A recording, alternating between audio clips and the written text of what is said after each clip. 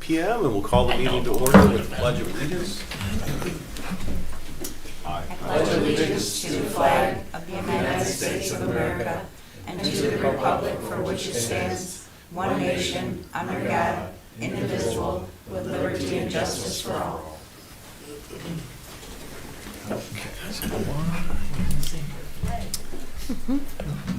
Our flag bearer. Cody, would you do a roll call of the board, please? Supervisor Melfi, I am here. Treasurer Rogers is excused, Trustee Lannon, Here. Trustee Lay, Here. Trustee Over, Here. Trustee Thering, Here. and Clerk Cody, I am We here. all sound so enthusiastic. Sorry. Thank you very much. We have an agenda in front of us, quite a number of items. I still don't think it's that lengthy, even despite the number. I'm happy to entertain any motions. Motion to approve. Support. Motion by Cody, support by Olver. Any other discussion? It's a lovely agenda. I think we should vote on it. Okay, all in favor then, say aye. Aye. Opposed, same sign. Motion passes unanimously. That is the approval of the agenda. Presentations. Chair Angler, would you like to join us? Good, thank you. I know Trustee Lannon covers our meetings really well, so mostly I'll take questions, but I just want to highlight a few things. It's been a while since I've been here, so. We had an audit and it was clean and no mentions. It's like an inspector, they always seem to find something, but it was the first one in quite a while where there wasn't any mentions on that. Going back to the audit, I know we did something at this last meeting that I've been wanting to do and we finally got it put in, is we created a capital improvement fund. So we're putting all the capital improvements in one section, and we've taken the money left over from the jail project, put it in there. And to try to get ahead, you know, we need a couple more years. We're gonna have to do a new roof on the Commission on Aging, and there's a couple boilers, so trying to get ahead of some of this, and also we set it up so that if there's any money left at the end of the year, 25% of it will go into that fund, so hopefully, and then of course there's some adjustments in there. If there's an emergency, we can get to it, but hopefully it won't, so. The opioid settlement board is moving right along, so got the bylaws in there, so we're getting ready to actually start getting some programs out on there, so that's we're pretty excited about that. The building's coming right along, so we hired, I think you already mentioned, we hired Progressive, and hoping to maybe get bids out as early as May, June, so we'll get that, and once we get the numbers out, and then we'll share them, and also we'll put some comparisons on compared to leasing versus getting a bond, so trying to explain out there's some confusion. The other day I just heard again that we were going to build a new building, so after and it's like, well, yeah, it's been out there for at least 2-3 months that we were going to do that, so trying to explain basically that a bond is not a millage, so a bond's basically borrowing money, why it makes so much sense to actually do this compared to leasing, and the advantages that we have. The projection, we've got a new software projection software, and after about 8 or 9 years it actually starts going south compared to leasing compared to actually owning your own building and making payments on there. So with that, I will take any questions. If not, you said you got a long meeting, so I always hate to take up too much. So I'm not sure it's a long meeting, but a lot of items. there you go. We'll see. You never know how they go. Let's see how good the chairman moves it along. Thank you very much. You're welcome. Excuse me. That brings us to public comment on our agenda, which is restricted to 3 minutes regarding items on this agenda. If you choose to address the public, please state your name and address for the record. And with that, at 7:04 p.m., we'll open up public comment. Hello, I'm Josh Wilcox, owner of Wilcox Contracting. I'm here in hopes of being awarded the Jameson Park project. we're excited and hopeful to work with you guys again after the Bluegrass project. Felt like it was a good one, and more than happy to answer any questions anyone would have. Thank you. Thank you. Glad you're here.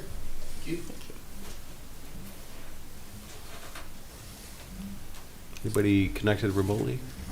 There is, but I don't see any hands raised. If you're connected remotely and would like to give public comment, now is your opportunity to raise your hand. We do have extended public comment towards the end of the meeting. All right, let the record show no one coming forward.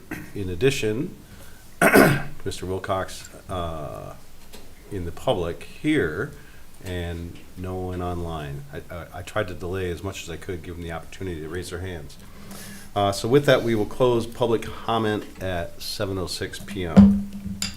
That takes us to item 9 on our agenda, current list of boards and commissions. Just a note, I will say I'm getting tired of saying this, but we still have a spot on the EDA to fill in. I've been racking my brain about which businesses I might be able to find along our corridors that could have somebody that would like to serve, but be really nice to get that spot filled. We still have an alternate on the ZBA, and then this past week we got a resignation from Planning Commissioner Stan Shiggles, who has served multiple terms over the course of probably about 15 years. So I want to thank him for his service. I believe his term, or he'll be resigning on June 1st, if I remember the date correctly. So I just want to extend my gratitude to him and his service to our community. And the reason for resignation, as I understand it, is he's leaving the community, which means he can't serve. So we'll have that opening. I believe his term is good until February 27. So it'd be a short term to fill, but nonetheless, if you've got somebody in mind, we can begin the process anytime as far as the opportunity to interview them. And okay, with that, you okay if I move along? Hearing no objections. That brings us to our excuse me, Community and Economic Development Director, Mr. Nanny, for reports on the EDA, Planning Commission, CBA, and now Airport. Well, thank you. I'd actually like to start with the airport. I serve as the Township's representative on the Airport Joint Operations and Management Board. This is a group, an intergovernmental group that was created in 2021 by the City of Mount Pleasant, Union Township, Isabella County, the Saginaw Chippewa Indian Tribe, and also the Middle Michigan Development Corporation. Each entity has one member on the board. Together, the goal of this entity is to further the vitality of the airport, to look for opportunities and seek ways to expand the airport, to ensure its vitality going well into the future, and to really focus on growing and expansion of the operations there, the activities there, looking for kind of extra thought, extra heads in the game to try to look at the future of this airport in a positive way. It's been a great group to work with. For the last 3 years, I've served as chair of that group. I started out as vice chair, and after our chair left, original chair, I was invited to be the chair, and I have been invited every year since to be the chair, unless I object, and I haven't so far objected to it. Anyway, it's a great group to work with. We have worked on a number of projects. One of the ones you see around town is the crew car courtesy vehicle that has the airport vinyl wrap on it, the airplane vinyl wrap. That is available for flight crews primarily, where they have layover time here, and they want to come into town, do banking, go to lunch, dinner, breakfast, whatever the time may be, go shopping. It's a service the airport did not have before this board came into existence, and it's one of the first ones that we recognized would be a good addition to this board. The city provided a police car, a retired police vehicle, and the township helped, include our EDA board, and this board helped to fund some of the maintenance on that vehicle and that vinyl wrap that makes it very visible going around town. And it has been very, very popular, so it's a great addition. Right now, more recently, we've worked with the city and the consultants for the airport to do a long-term feasibility study for expansion, both looking at expansion of operations and expansion of facilities. And out of that came the highest priority, which was extension of the runway. There's a 5,000 foot concrete runway there, actually asphalt surface runway there, concrete I mean, that's 100 feet wide, 5,000 feet long. It is sufficient under normal conditions to land the types of planes we're seeing, which include various corporate jets for the university, for the tribe, event-related planes, and other activities. Where we run into challenges is in wet weather, certainly in winter weather, when these planes need a longer runway to land, it's a little short. And so occasionally those bad weather situations, planes are diverted to MBS rather than coming here. In the same way, for takeoff, there are certain requirements that these planes have. 5,000 feet is sufficient in normal circumstances, but an extension of that runway would allow for additional aircraft to land there, additional aircraft to be housed on site and maintained on site, but also for a larger aircraft potentially to land there. So the planes that right now want to come into this facility for our CBO athletics, for the tribe and others, but are not able to. And so we've been looking at a potential for a 1,000-foot runway extension. And right now we're in the process of looking for the money, because that is the key to all this. As we've been having conversations with various entities and exploring the options for that. There is some state, some federal money available. The whole project is about $13.5 million to both rehab the existing runway and to build an extension. A good part of that can be covered by state and federal funds, but there's still a gap, perhaps $5 or $6 million that has to be funded by more local sources. And so looking for how to get that done is part of what our board is charged with doing. One of the interesting things is, and I'll just mention this in case you want to talk to your federal legislators, there are federal rules, FAA rules, related to general aviation airports. This is kind of what I'll end on. And if you talk to the FAA, if you look on their website, they love general aviation airports. They want to see them grow, they want to see them be healthy and strong and flourish. But there are some rules that actually make that hard. And one of them is related to rehabbing the existing runways. The interpretation, the federal interpretation of their own rules right now says that our runway should not be 5,000 feet long, it should be 4,000 feet long. It should not be 100 feet wide, it should be 75 feet wide. And so they will only pay for that if we want to rehab it. And so it makes it harder to both even to maintain what we have, but also to be able to extend it to the service that we need. So something to talk to our federal legislators about is to let them know that there's a conflict between the goals of the FAA and their own interpretation of the rules that creates trouble not for our airport, but for others. So there's that, and certainly I'm sure we'll have more to talk about that in the future. I do want to cover the other items. The Zoning Board of Appeals will be meeting on June 11th. They have a variance application. That meeting is set. We did have both our EDA board and our Plan Commission met last night. Our EDA board did take a couple of actions. One, they adopted their first budget amendment number 1 for the East and West EDA funds.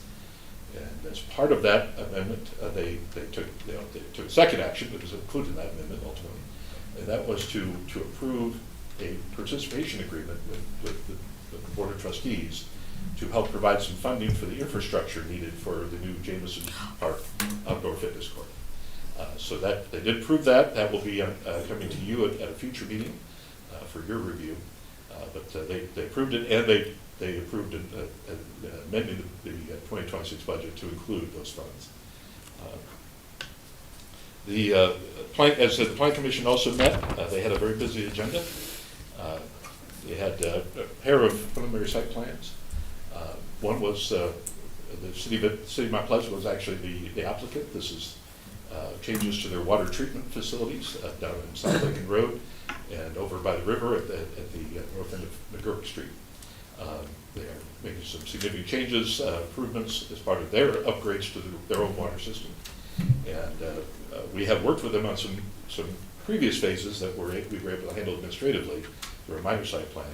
This current phase required more extensive review, a Planning Commission action on the preliminary final site plan. Planning Commission did review it, and they did approve the preliminary site plan for it. They'll be coming back with a final site plan a little bit later as they work through their process. Another interesting project was preliminary site plan application for the Central Michigan Christian Academy. This is a private school. This is from a group that has been working on this project for, I think they said 6 years. We've been working with them here in the township on some different possible sites as they explored things for the last several years. This is a project to essentially have their initial school. I hate to call it temporary, but it is intended to get them started. And this would be on the campus, on the site of the Central Christian Church down here on South Lincoln Road, just north of the Chippewa River, east side of the road. They have a very large property there, a very large parking lot. They have plenty of room to add a school. This would be a school for kindergarten through perhaps 4th grade to get them started. As they continue to both look for a permanent site, but also grow their operation. So we had a preliminary site plan to look at that. The school would be essentially on the east end of the existing parking lot of the church. So if you look at the site, it would be in the back. And there would be, these would be modular buildings that would be linked together.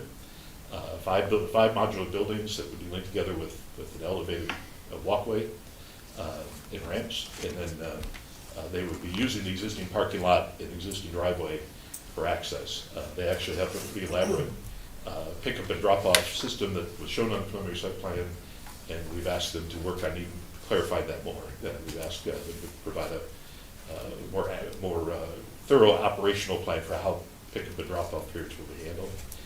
The numbers that they mentioned were, to start, it might be as small as 20 kids. Maybe getting up to about 50 kids. They're talking about perhaps 80 as it grows. So this is much smaller, for example, than the Renaissance Academy. It's not going to have anything like that impact the Renaissance Academy has on this Road. But nonetheless, we do want them to show how they're going to handle that circulation in a way that won't impact South Lincoln Road. So that will be coming. As I said, they do have plenty of room on the site to handle the pick up and drop off internally. And so the rest of it's just details about how that will be managed. The Planning Commission did approve the preliminary site plan subject to 9 conditions. And those conditions were all about looking at them. We want to see the details. We want to see the operation plan. We want to see how you're going to actively manage those traffic and kids getting around the site, that sort of thing. So those will all be addressed on the final site plan. The applicant made clear that they were going to do that and that they're already working on those plans. The other 2 items were not action items. These were introductions. We received, you had on your agenda an application from the Clump family not too long ago for the Farmland Preservation Program. This same family is working on their other properties in the township, and we're very pleased to work with them. They had 2 applications. Both require special use permit approval. One is, the big one is for expansion of their existing Heirloom Grove agricultural tourism operation. operation. If you've been down on South Whitefield Road, you've probably seen their site down in the south side end of the township. Heirloom Grove, it's agritourism is what our ordinance calls it. This is where essentially kind of value-added agriculture. The goal of agricultural tourism facilities like this is really to expand and create new income streams for farmers, to help farmers be successful by having different income streams beyond just commodity farming. And so the opportunity to have UPIC operations, in their case they do some things with sunflowers. It can also be farm markets. It can even be events. It can be agricultural events. It can, one you've probably seen is the barn wedding type facilities, and event facilities. This is all about providing a wider mix of income streams for the farmers to help them be able to keep those properties in farming. So they've had a successful operation there. They received a special use permit, site plan approval a few years ago for what they originally planned. They're now looking to expand that. And as part of that expansion, they'll be looking at a winery and distillery activity there. And for that part, you will eventually see a request from them for your agreement, your support for a state license for a tasting room on their site related to that winery distillery. So a small distillery, small winery operation. So that will not come to you until after the Plan Commission takes their action. It approves the special use permit, but that is their plan. I would certainly, if you're interested in it, what we did, their application was not ready for a public hearing. So we invited them to come to the Plan Commission. We gave the Plan Commission their application materials and plans, and essentially had them present and answer questions. And so all those materials are in the Plan Commission packet. It's a good read and some good material. So I'd certainly, if you're interested, take a look at it. There will be more because the application will be ready for a hearing at the Plan Commission meeting. The related application from the clumps was for short-term rental. This is the Airbnb style rental housing. They have a home across the street from Heirloom Grove that they would like to convert to a short-term rental. And that also requires a special use permit. And that one, again, the application was not quite complete. So we had the same presentation, all the materials are in the packet that they provided. And that one will also be ready for a hearing in May. So some interesting things coming in front of the Plan Commission. With that, I'm happy to answer any questions you may have. When you talk about modular buildings with the school, are you talking like, we used to call them colloquially T-shacks when I was a teacher? It's basically like a trailer type setup, or what are they envisioning? Well, it is a trailer. It is brought onto the site, a manufactured building or modular building. These are fairly large, actually. They're large enough. The way they described it, I don't recall the dimensions right offhand, but the way they described it was they could have a classroom of 25 kids. That's their plan, is maximum 25 kids in the classroom. And that same group could have a separate area where they could eat at lunch. And each unit will also have a bathroom, unisex bathroom in it. So all that is in that space. So this is not a small trailer, this is a substantial space. And there'll be four classroom units and then one office. Okay. So you had said initially like 25 students, and I'm assuming that's because is that one grade then at that point? Well, these Because are what you just described is 25 in a building, and I'm assuming each building is its own grade? So I've just given you some numbers they shared last time. Okay. The 20, 50, 80 is sort of where they want to grow to. It's with 4 classroom buildings, 25 students per classroom. Essentially, the maximum is 100 as they've looked at this. That will take time to get there, and that's their plan, to take time to get there. So it really just depends on how popular they are. As they open this up for registration, they would love to be on that higher end of that number, but they have 4 classrooms, 25 kids per classroom, so 100 is their top limit as they have planned this. As I talked about it, I believe it's on the plan as well, that there's potential to look at 2 additional classroom buildings if there's need at some point down the road. And there's certainly space to be able to accommodate that. But that's what they're looking at right now. They definitely have a very solid plan. It's a very solid group that's been working on this, of educators, former educators. So I see a great opportunity for a new choice. I mean, choice in education is always good. There are families that definitely have an interest in this. And so it simply provides another option for folks in the community. So as you were speaking about it, the only concern that came to my mind is, again, was the traffic, and you spoke to that, the traffic on Lincoln. Road Commission is looking at that in 2 to 4 years potentially north of the river. Are they going to be brought into the loop? Because I would think that if this school were to open and they close that road, that's not going to be good for that school. So maybe there's an impetus to get the north side of Lincoln done. So Tim Beebe is their civil engineer, and they're very aware of the potential for road work there. Timing, there's obviously no specific timing on that road improvements north of the river right now, but eventually it will be.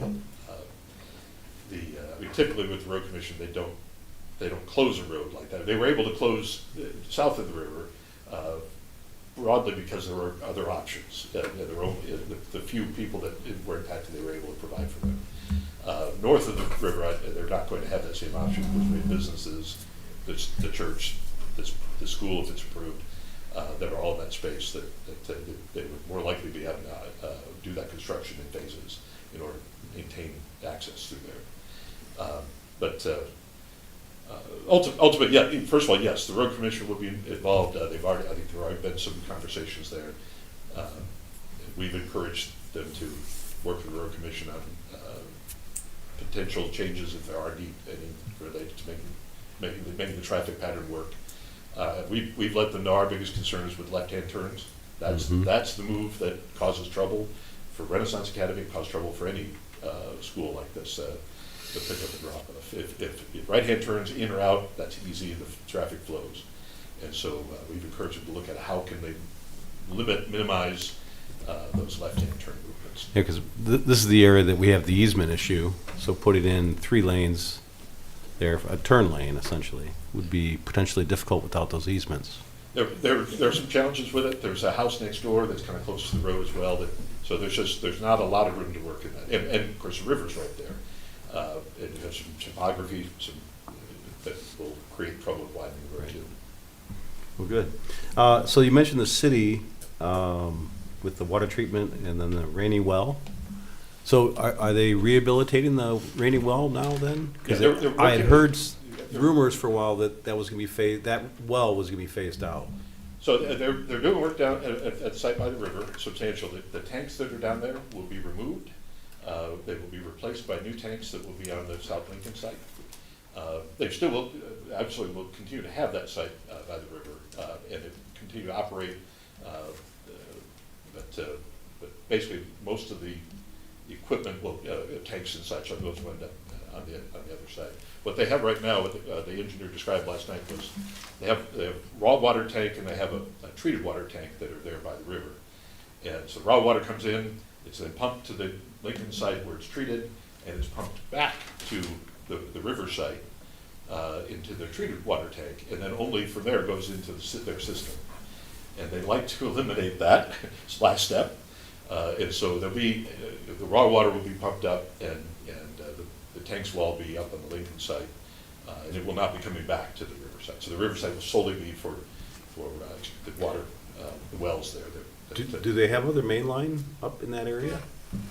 Or I should say down in that area on the south of Brewfield? Yeah, they have water mains that go from there into their system in the city. Okay. Interesting.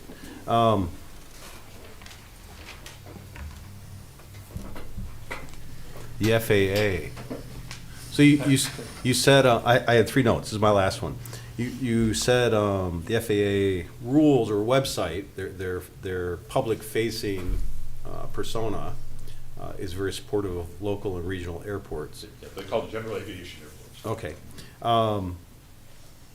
But that their interpretation, I was confused because at one point I thought it was a judicial thing where the courts have said, your rules say this, but it's their interpretation, so it's actually that. This is the FAA bureaucracy, their Okay. interpretation of their own rules that they've adopted to implement federal laws. As I understand it, it's an interpretation of a rule, not Right. the rule itself, but how it's being currently interpreted. That is being interpreted very narrowly. The result is that they are requiring these runways, these facilities to shrink. We ran into it, a previous project was to rehab the taxiways on the airport.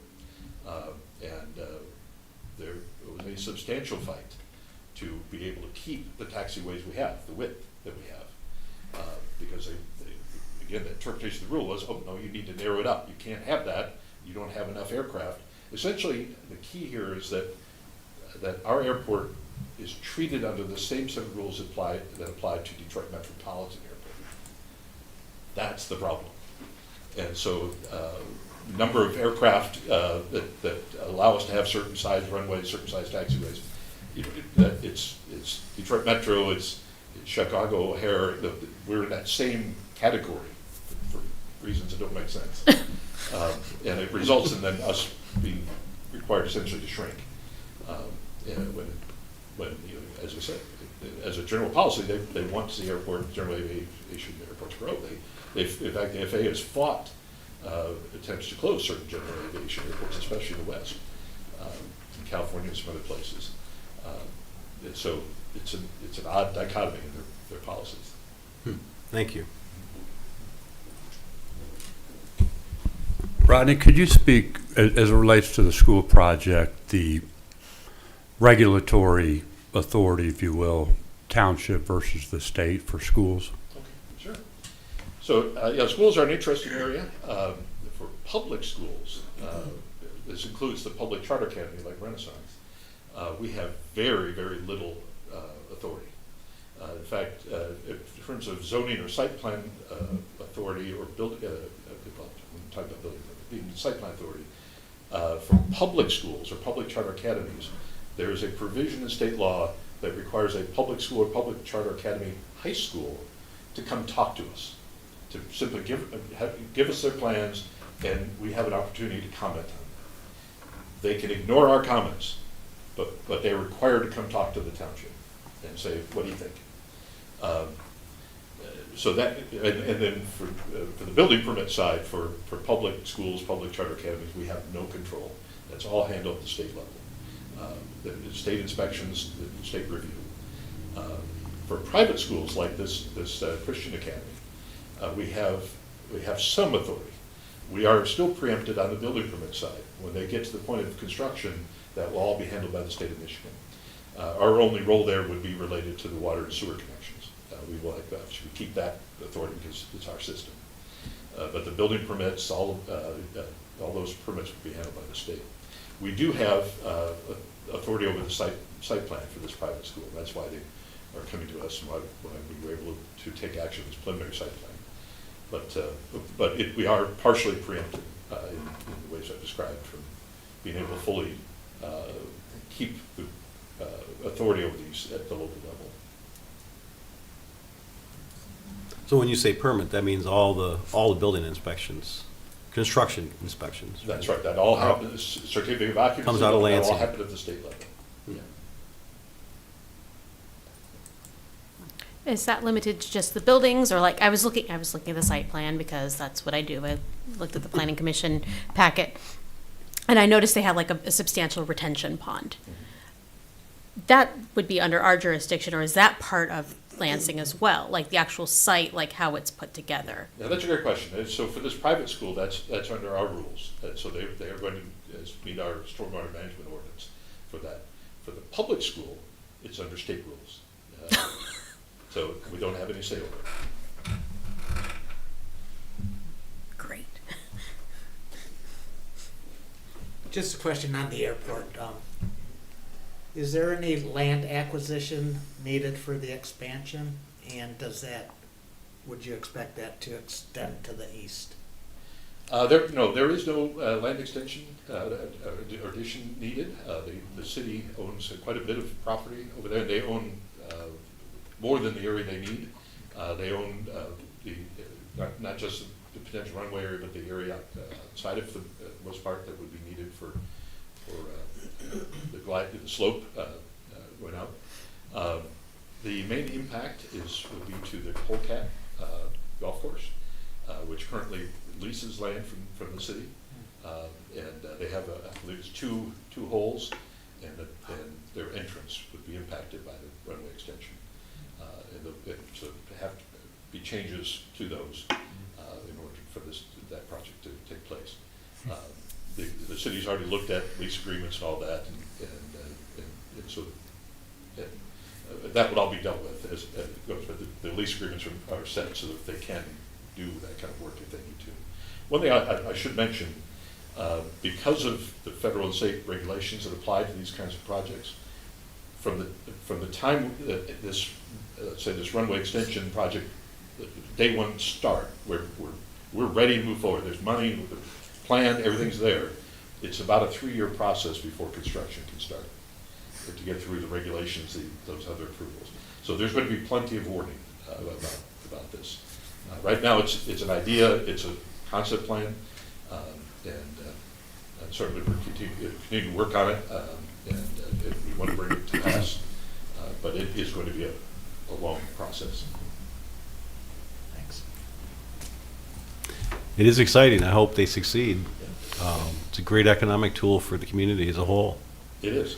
Yeah. It's a significant resource for our community, and it's a busy airport, so we'd like to even add to that. Fantastic. You all good? Thank you very much for Thank your you. time. Board member reports. Trustee Olver.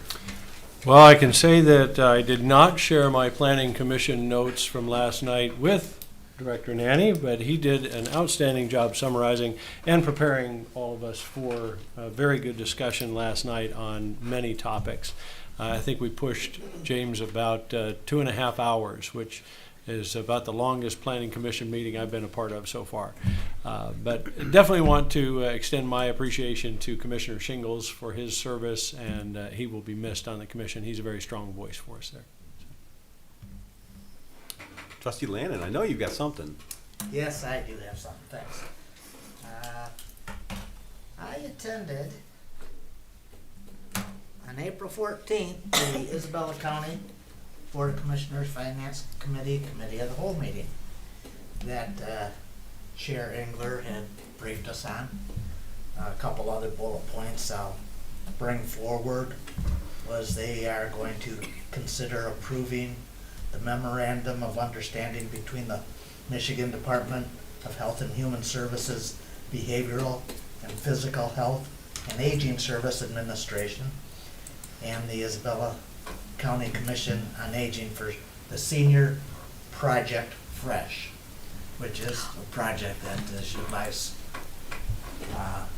totally by our seniors.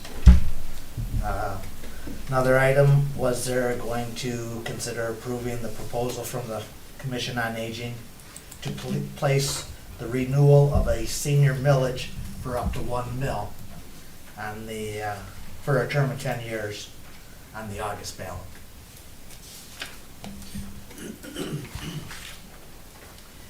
This may sound similar to what I told you at our last meeting, but they are looking to approve an interfund loan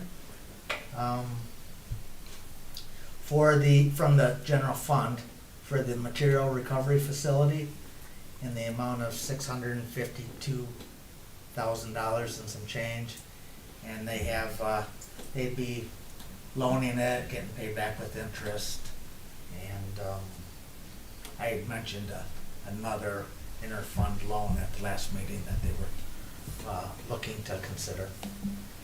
And they're considering approving the 2026 equalization report on the STC form L4024 and Resolution 2026-2 as presented by the Equalization Department as required by the state statute. And that were a couple of additional things that went on.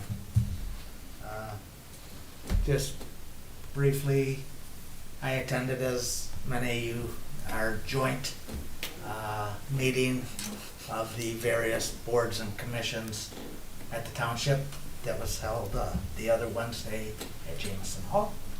And it was it's a great opportunity to get together and hear from the various boards and commissions what they are working on and making headway on.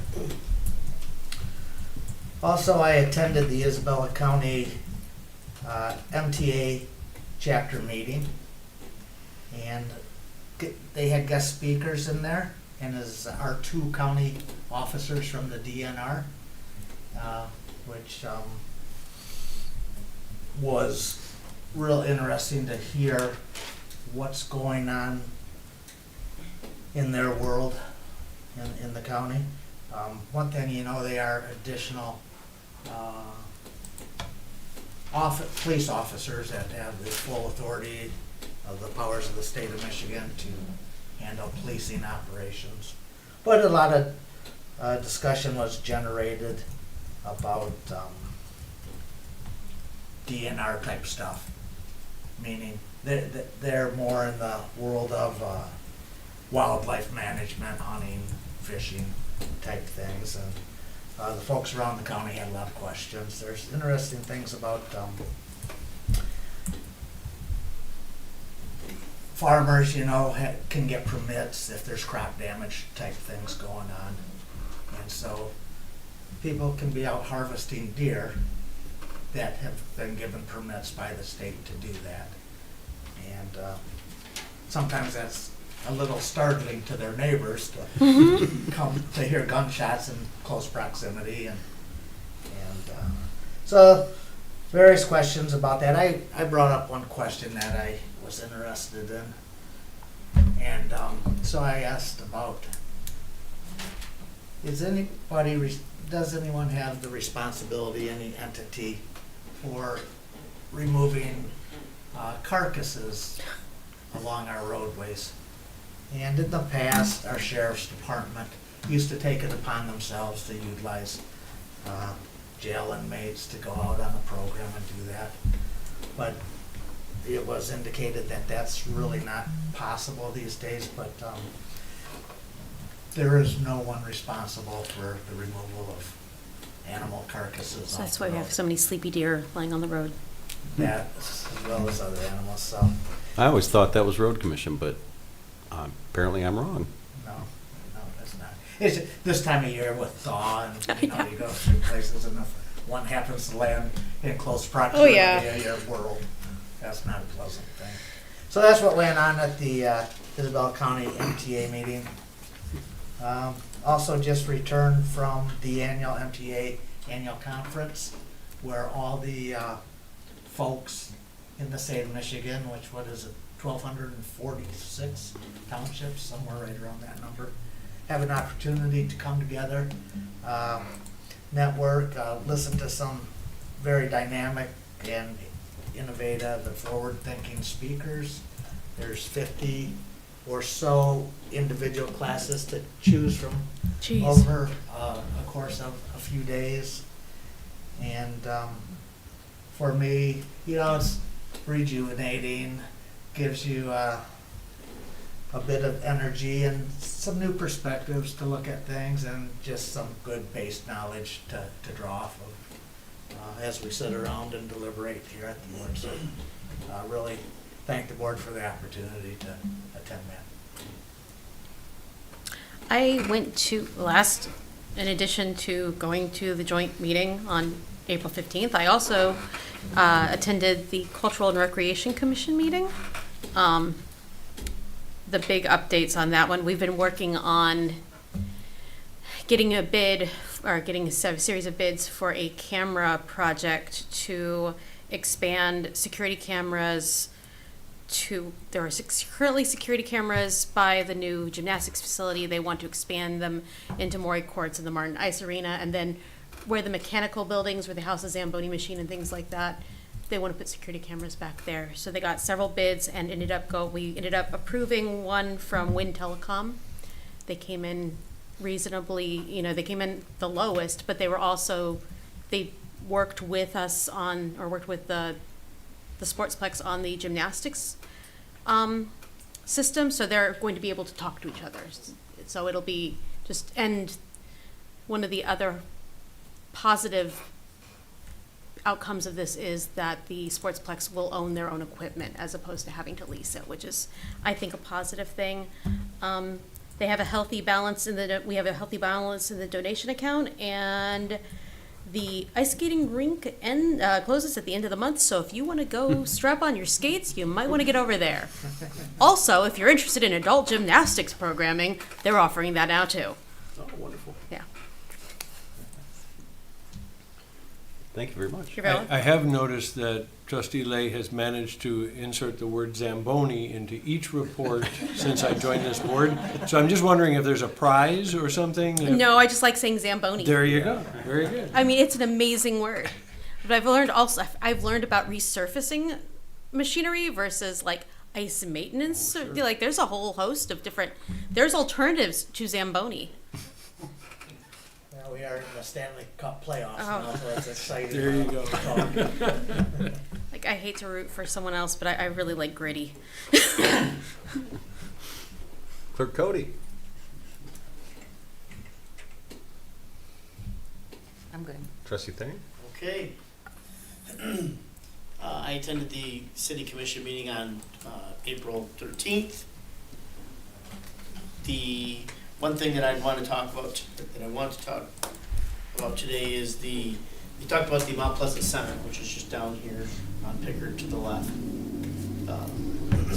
And what the city is, they're trying to decide what to do with this property. And so they kind of started out by, I'm going to do my best not to butcher what they've said, but talked a little bit about the history that in 2011, they had purchased 300 acres adjacent to the property, which is the former Michigan Indian Industrial Building School. The city's mission at the time was to increase their tax base and then, of course, removal of all the blighted buildings. Between 2011 and 19, the city removed those buildings at a cost of about $6.5 million. In 2020, the city learned that the deed that was provided by the state had some restrictions, and in a nutshell, they can only use it for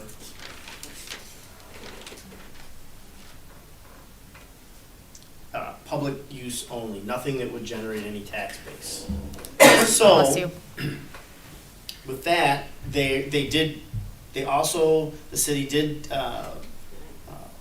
have a memorandum with the tribe in regards to if there were going to be any future activities on their property, that there are some areas of interest from the tribe that they might want to have some sort of archaeological exploration of. I don't know what that area is or anything of that nature, but that they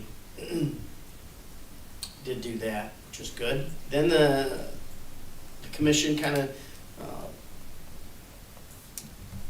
actually started discussing some of the things that they want to do. There was someone had mentioned about maybe giving the tribe some of the property, maybe leasing some of the property. Somebody talked about solar.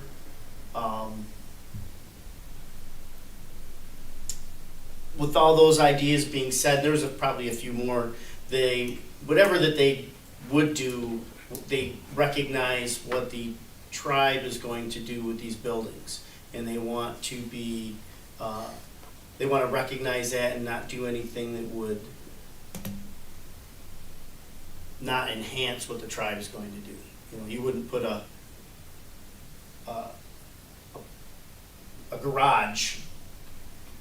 in the acre right next to the, you know, to the school, the industrial school. One of the things that the city did talk about is, well, the idea that I guess I'll just say I like the most is you can't put a value on giving, in my opinion, giving some of that property back. Mm-hmm. The atrocities that happened at that school, I think they just had some really good discussion. And this is just my opinion, that to give that back would be what a good deed from the city's perspective, developing the relationship. The tribe has been good to all of us, and what a good way to say, you know, thank you, and we respect you, and we, you know, we want to be part of your success for this project. That was my take on that. I did go back and listen to the March 9th meeting, where the tribe actually came in and presented right at the beginning of the meeting about what their thoughts are. There's no way I can, there's so much information, and it is very interesting. It's worth listening to. I recommend you listen to it. It's a several step project, but what they want to do, you kind of, some of the presentation you can see inside some of the buildings, but what they want to do is pretty remarkable. They have requested the National Register of Historic Places to put this property from a state to a national level of historic properties. And if, they didn't say that they were going to do this, but if there was a next level, the next level would be a national landmark. So I'm not gonna take a stab at, I won't get it right, but I do recommend that you listen to the March 9th City Commission meeting. Again, it's right in the beginning. They do the presentation, and it's a great presentation of what their plans are. And again, it's gonna take some time. So that is all I have. Good stuff. Yes, very good stuff. As usual, our Director Nanny covered EDA pretty well. I don't think I have anything to add to that. So with that, we'll move to item 10 on our agenda, consent agenda. Happy to entertain any motions. My understanding is Trustee Lannon did warrants. That's correct, sir. Things look to be in perfect order. And the only other thing I'll note is the HydroCorp cross-connection contract renewal. Make sure you saw that. I'm sure you did, but I'd like to point out things that are not normally in our consent agenda. But happy to entertain motions. Move to support, or move to approve, rather. Supported? Oh. Motion by Over, support by Cody. That's what I heard. Okay. Sorry. Seems I tried to move and support that motion, so, yeah. Thanks for catching. I gotta try that sometime. That's pretty good. Move support. Wow, you really caught me off guard now. Any discussion on this? All in favor of approving the consent agenda, say aye. Aye. Opposed, same sign. Consent agenda passes unanimously. I'm gonna step outside our norms here for just a minute, and you can stop me all if you want. We have a fairly lengthy list of new business items. We have Mr. Wilcox here, who's here regarding item D. And had I thought of it, I would have suggested moving this up so that he can get home. Are there any objections to doing that? Do we have to make a motion? If you feel like we should, I'm happy to entertain that. If there's no objections, I'm happy to move forward. Let's just move forward. Okay, so let's begin with item D then. Now I have to change which page I'm on here. Yeah, I've got to find it too. It's the one with the pretty picture. He 76. gets 76. 76, thank you.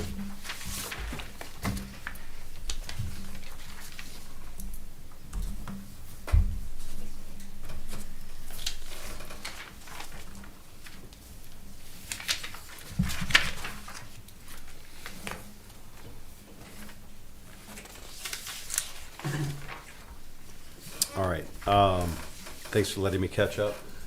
Mr. Stuhldrawer, would you like to introduce this one, please? Yes, thank you and good evening, everyone. There is a report on this item that begins on page 76 of your agenda packet. We're asking the board to consider approving a construction contract with Wilcox Contracting in the amount of $63,000 to perform work that's specified in the bid documents that would become part of the contract. It basically involves installing a sidewalk that would connect the fitness park to the bathroom area over Jameson Park. Mm-hmm. The installation of the concrete pad underneath the fitness court, removal of the dugouts, removal, if you will, of the infield and replacing them with grass, and removing the fence line that I'll just generally describe as running from home plate to the left field foul pole. And also allowing the manager to sign the various contracts. You're all pretty familiar with the fitness courts. I won't go over that too much. I will say that this is the fitness court and the things that are related to that, the fencing, dugout removal, are all part of the continued effort by the board and executed by the administration to, I'll say, revitalize Jameson Park. We've done a lot of work there over the last few years. We've installed new playground equipment. We've done a significant amount of refurbishing to Jameson Hall. We've installed sidewalks in front of that park, fencing in front of that park. So that's all part of, you know, the long-term plan. We did bid this work out. We received 3 bids. They're in your agenda packet. All were evaluated. They were all compliant with the bid specs, and the township administration is recommending that the contract be let to Wilcox Contracting firm, and this funds for this are contained in your 2026 budget. Be happy to answer any questions you may have. The Wilcox bid was the low bid, and they were responsive to the specs in all items. Be happy to answer any questions you may have. I'll just add, I'm sorry, go The ahead. only question I have is, it says removal of 400-foot of fence. To me, it looks like there's quite a bit more than 400-foot of fence. So are we retaining some of the fence that? Yes, we're not removing the outfield fence, nor I don't think the right field line fencing at this point. Just kind of remove the fence that's in the area that we're going to Yep. be improving on. Is it common to have such a difference in the bids from high to low? I keep going through and trying to find out what the difference is between a $164,000 bid and a $63,000 bid. And Competition's great, isn't it? yeah, right? But it is a comprehensive bid in terms of Wilcox and covers all the things that we would expect. That's correct. As I stated, the bid covered all the specifications in our bid document, and all 3 proposals were reviewed by staff, and all 3 were compliant from that perspective.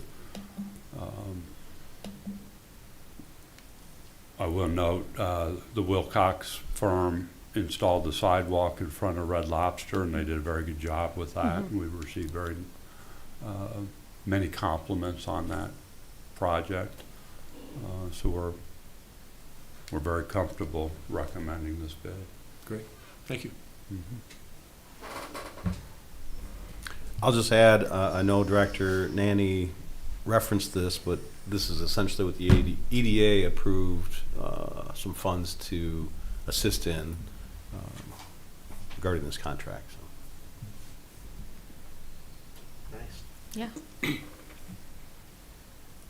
I'll make a motion to approve the construction contract with Wilcox Contracting LLC in the amount of $63,000 to perform all the work specified in the bidding documents for the installation of the concrete pad, the concrete sidewalk for the new Jameson Park Outdoor Fitness Court Studio, and the associated demolition of the removal of a portion of the existing baseball field fencing, removal and disposal of the infield gravel, and restoration of disturbed areas with topsoil and grass, and to authorize the township manager to sign that contract. Support. Ooh, hey, she got me. Wow. Support for the tiebreaker. Yeah. Right. That's a mouthful. Motion by Sorry. Cody. I have to say I heard Lay at least louder, if not at exactly the same time. So we'll give, unless there's objection, over. Support with enthusiasm. No, I support her support. Okay. We'll give the support to Trustee Lay. I love this project. Well, that's- I love the happy exercise people, like, in that picture. Yeah, I'm excited about this too. So, and I was really glad to see the EDA. I just gotta give them props Yeah. because they were resistant to this general project initially, for whatever reason. They were certainly supportive yesterday in the discussions. It was unanimous vote. So, Yeah, they were just looking for more specifics, so yeah, some things must have come to light. it was, I think, but they wanted a piece of the action too. So I Good. was happy to hear that. Also happy to vote for it yesterday. So I'm also in support. I took a walk around there, the night of our joint meeting, walked through there, trying to envision it, and you can just see how this area will pop, and continue to become a real active place as we take that area and turn it into more and more recreation and activities. And at one point in time, if you remember, we had a community garden out there for a few years. That's there's right. room and area for things to go, and then you I'd have love to see the, that again. I think there's gonna be development due north of the park, which will bring more people into the area. I see that's kind of a, We may have Thrive Little- Church deciding to hold Yeah. classes there at the fitness court. kind of a nice little honey hole that has been waiting for its time. Right?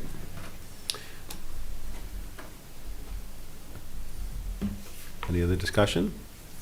I will note I asked one question yesterday, so I'm going to relay that and the response.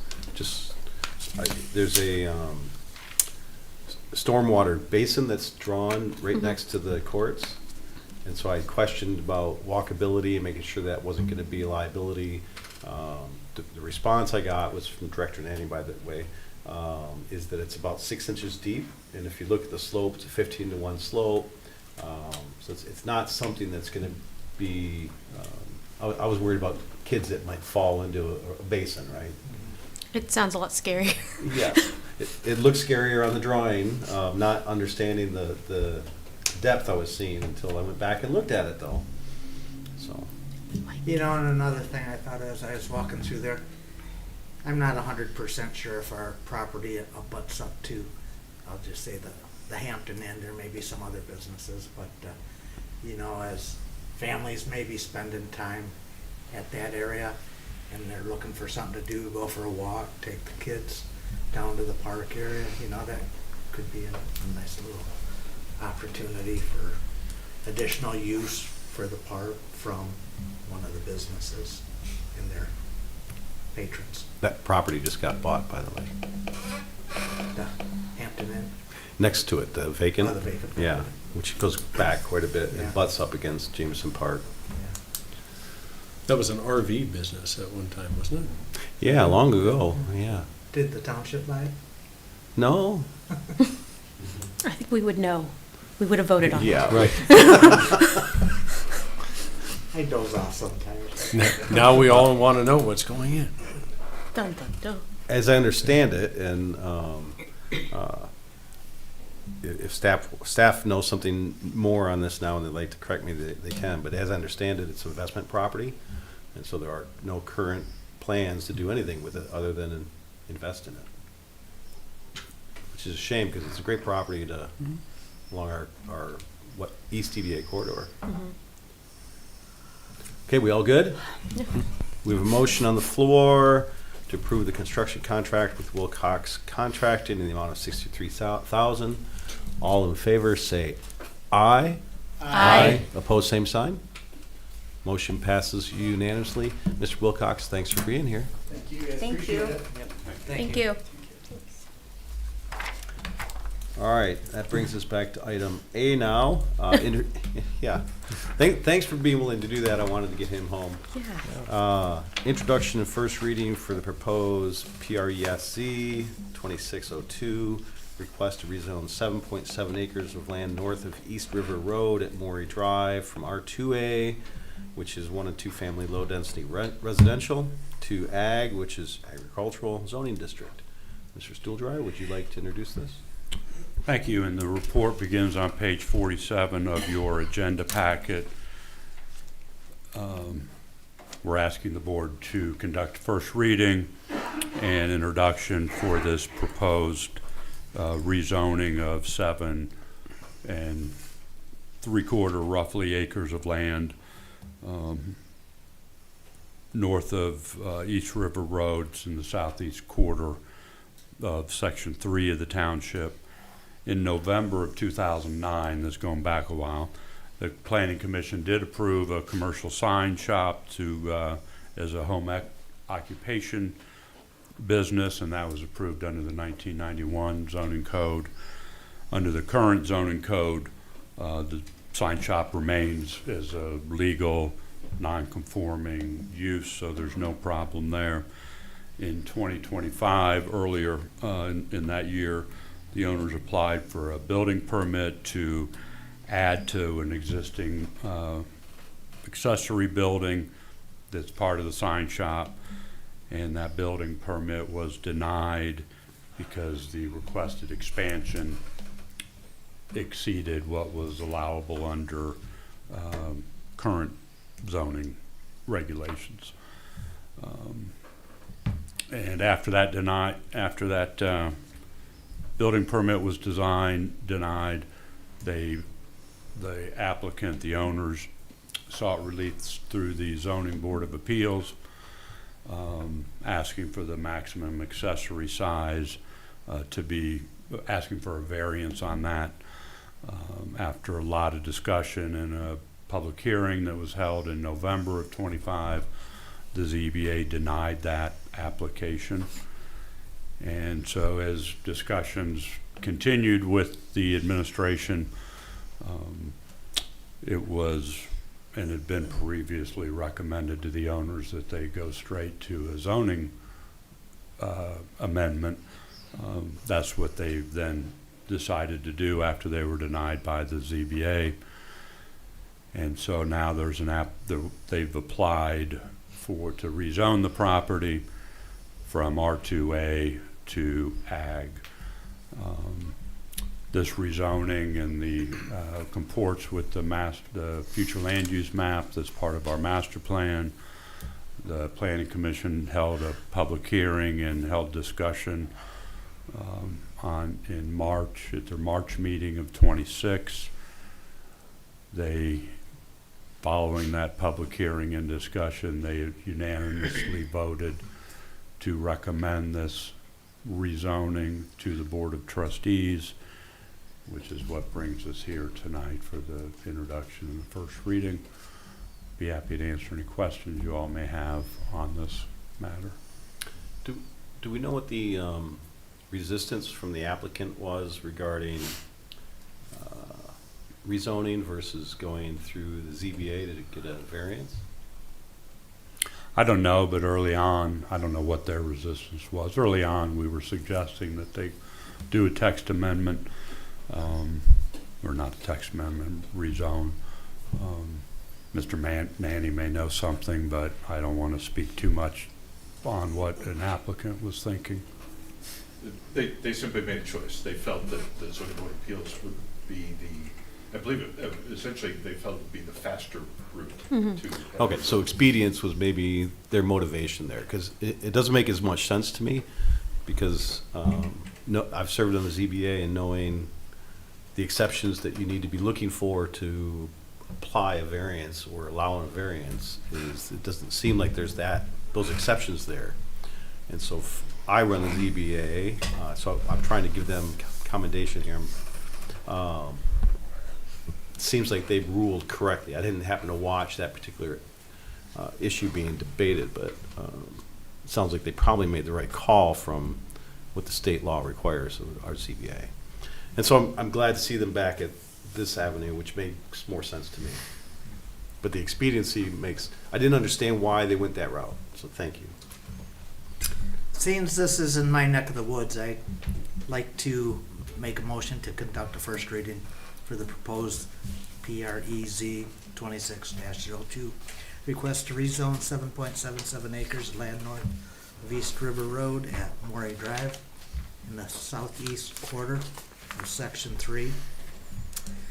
PID 14-003-30-001-25 from R-2A 1 and 2 family low density residential to AG agricultural zoning district.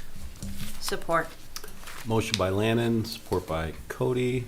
One thing that stands out for me on this is how often do you get a chance to create a little more ag in our township? You know, usually we're shaving away from the ag and turning it into the R1 or R2A. But I think it makes perfect sense. The township has a long ongoing history and communication with these folks. They have demonstrated, reasonable non-conflict in the neighborhood with the business that they have currently going. It seems like everybody was on board and came to a good decision to accomplish some good things for these folks. I would agree. This isn't probably tilled land anymore, is it?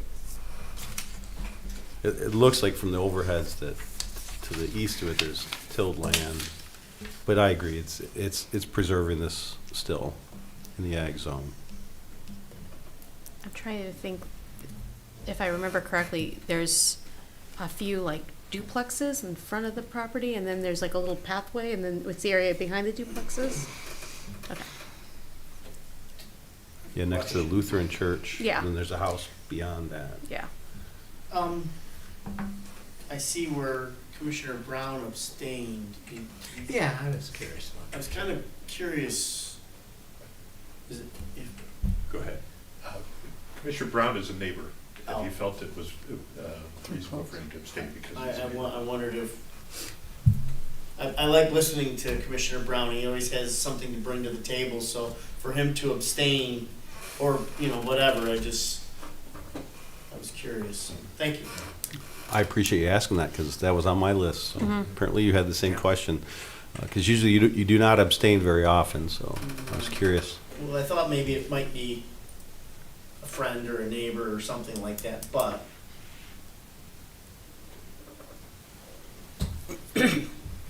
Any other discussion, questions? Anybody not clear on the motion? Would you do a roll call vote of the board, please? Supervisor Milky, Aye. Clerk Cody, yes. Trustee Lannon, Yes. Trustee Lay, Yes. Trustee Over, Yes. Trustee Thering. yes. All yeses. I say yes. Our first reading has occurred. That brings us to item B on our new business. Approval to amend the MERS 401A plan document to revise the employer vesting schedule. I found this interesting, had a few questions for our manager in a meeting the other day. but I know you would like to introduce this. Be happy to. There's a report that begins on page 63 of your agenda packet. Union Township participates with the Michigan Employees Retirement System, referred to as MERS often. They have a variety of products that they offer to all local governments and probably other entities across the state. They're a large fund manager. We have our defined contribution retirement program with MERS, and what comes with that is various plan documents and rules and regulations that involve everything from the administration of the program to investment management and whatnot. We, as an employer, we contribute to each of our employees' defined contribution accounts.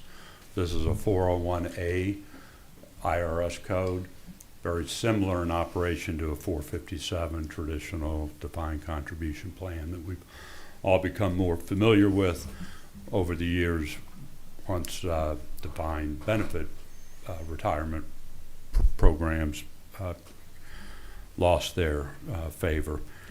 And as the employer puts money into these individuals' accounts, the employee also puts money into their account. Vesting is the term used to define when the employer's portion that's being put into the account becomes the employee's, and the employee's contributions are immediately their own, it's their money. The employer's contribution often requires a period of time before it's 100% the property of the employee. And we have had for a number of years a 20-month vesting schedule, so new employees would be vested with employer contributions after 20 months of employment. And so that's how the program existed. More recently, MERS switched their third-party administrator to a company called Empower. They used to use Alaris, I think is the proper pronunciation. Between MERS and Alaris, they made an exception for Union Township. They allowed for 20-month vesting, and that's what our plan documents have as recorded. With the change to the new third-party administrator and probably MERS just sort of deciding they needed to have less exceptions to the various, I mean, they probably administer thousands of municipalities, so they need some consistency. They informed us that the 20-month vesting would no longer be allowed, and so we did a couple of things from that point forward once we were alerted of that. One, we had to address the issue in the collective bargaining agreement because that says 20 months, and this notification was, or this process was starting January of this year maybe, or maybe even a little earlier, but we weren't quite familiar with what was going on yet. So even though we had a collective bargaining agreement that was approved at the end of 2025, it still contained the 20-month vesting language. So we entered into a memorandum of understanding with both bargaining units to change that section of the agreement to 24 months. As we were working the issue, we identified that there were 3 employees that would potentially be negatively impacted by this change. And so in discussion with MERS, they agreed to continue the exception to the rule for those 3 employees. And In your agenda packet, you'll see a copy of the memorandum of understanding that references communication with MERS, and in terms of the three negatively affected employees. As time has gone by, that list of 3 employees has been reduced to 1 as we sit here today, because the other 2 reached 24 months in this intervening time. So that's what's going on here. Be happy to answer any questions you may have. To me, it sounds like a good strategy by all parties and makes sense in my mind.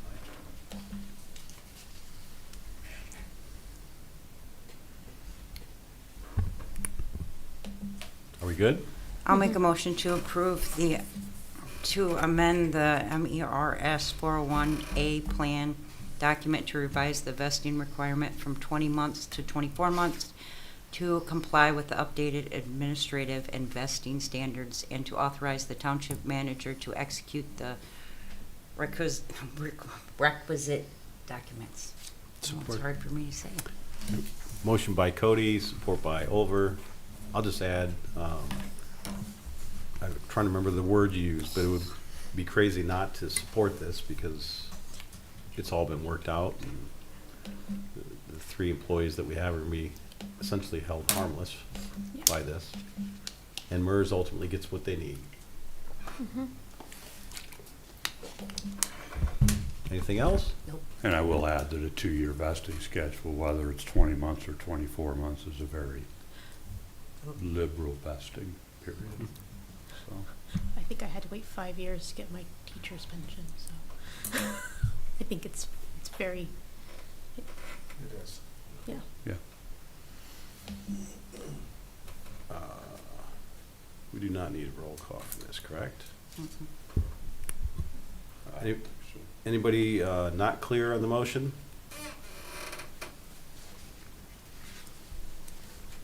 All in favor to amend the MERS plan document, say aye.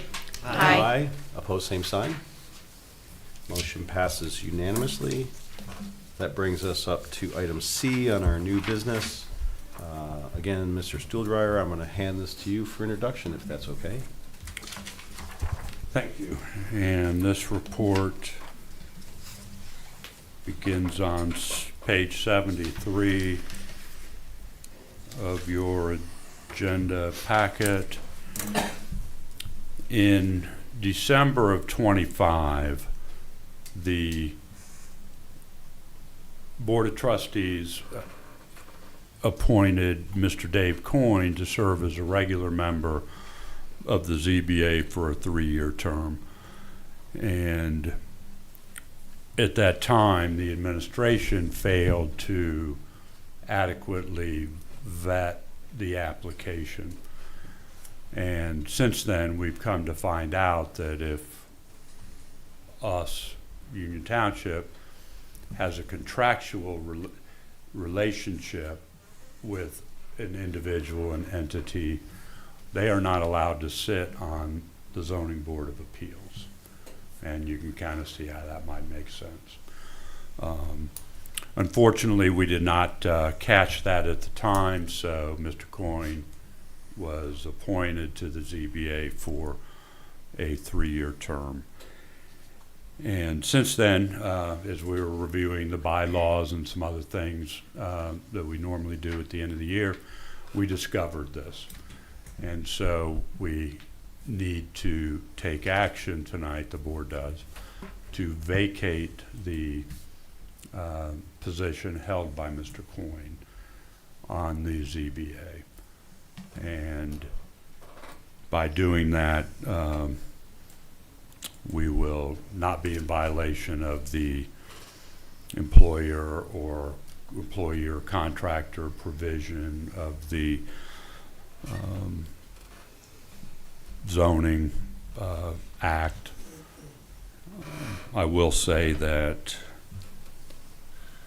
prior to his appointment as a full member, he was also, Mr. Coyne, sitting on the ZBA as an alternate member, and that goes back several years. We have reviewed all the actions that the ZBA has taken since Mr. Coyne was on the Zoning Board of Appeals, either as an alternate or a regular member, and his vote was not decisive in any action the ZBA took. So we're on solid ground that none of the action that has taken place is in danger, so to speak. So I wanted to mention that. Mr. Coyne, of course, owns Coyne Oil and Propane. I'm not sure the exact name of the firm, but we do have a contractual relationship with that company. They provide propane to the township under a contract. They come and refill the tank as part of that contract. It is clearly an ongoing contractual relationship. I did ask that this question be reviewed by our township attorney, which they did. Their opinion is that this is a contractual relationship, it's not a vendor type of relationship. And so this action is necessary. Again, I apologize for not catching this. This sort of puts Mr. Coyne in difficult position, but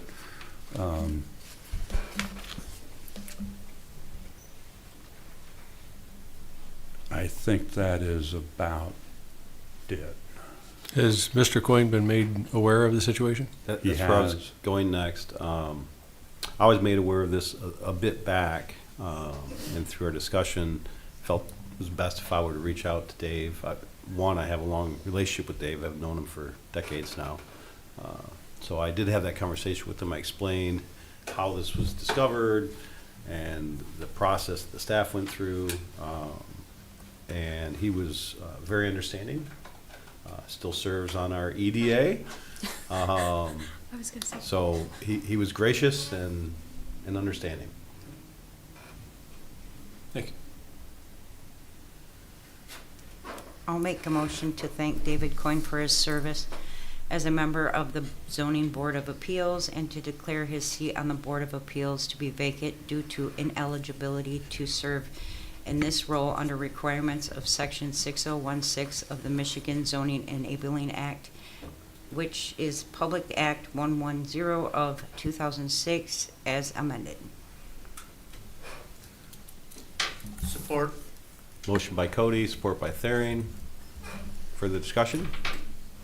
It's pretty cut and dry. Yeah, I'd say fortunately, we'll still have Mr. Coyne's service into 2030 on the EDA board, and so that's terrific.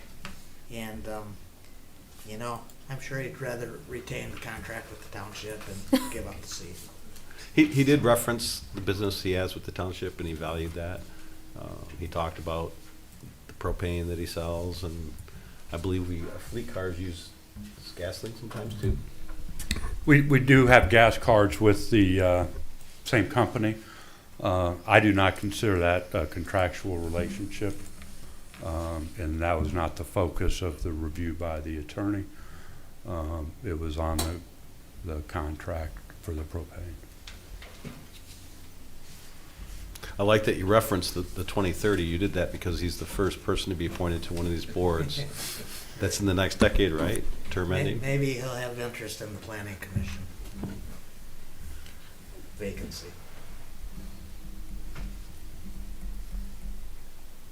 Well, I'd like to thank him for his service too. And he's been on the EDA for a long time, and I'm grateful for his service there as well. There's no conflict with the EDA or any other entity. It's No, it's just not- the zoning. Yeah, it's not Board of that Appeals. kind of a judicial process board, right? Right. Yeah. I do have one question for you. I don't see that we have a chair listed on our roster for the zoning board of appeals. Correct. So Do- each year, the bylaws for the ZBA, they elect new officers, but they've not met yet. So when they meet, first thing they'll have to do is elect some officers so that someone can run the meeting, Yeah. or at least elect a chair. But that's why. I actually In noted June, that yeah. a meeting or two ago. It's just a detail on here, but that's why. Okay. Good eye. That's why I wear glasses. Are we all good? Yeah. We do not need a roll call on this either, do we? We do not. Anybody not clear on the motion? All in favor of the motion to vacate the ZBA seat, say aye. Aye. Opposed, same sign. Motion passes unanimously. We've already completed item D on our business. That brings us to item E, 2026 budget amendment, which is part of a more regular process the township's been getting much better at in doing amendments throughout the year. Mr. Stuhldreher, would you like to introduce this, please? Thank you. We are asking the board to consider adopting a resolution that is part of your paperwork. The resolution itself begins on page 106 of your agenda packet, but the resolution is to amend the fiscal year 2026 budget for the general fund, the fire fund, the East DDA fund, the West DDA fund, the tribal 2% fund, and then the sewer and water fund. Budget amendments are required under the Uniform Budget Act to be addressed when it is known or anticipated that either expenditures or revenues that are needed to support the budget change, and also it makes sense from just a financial best practice perspective.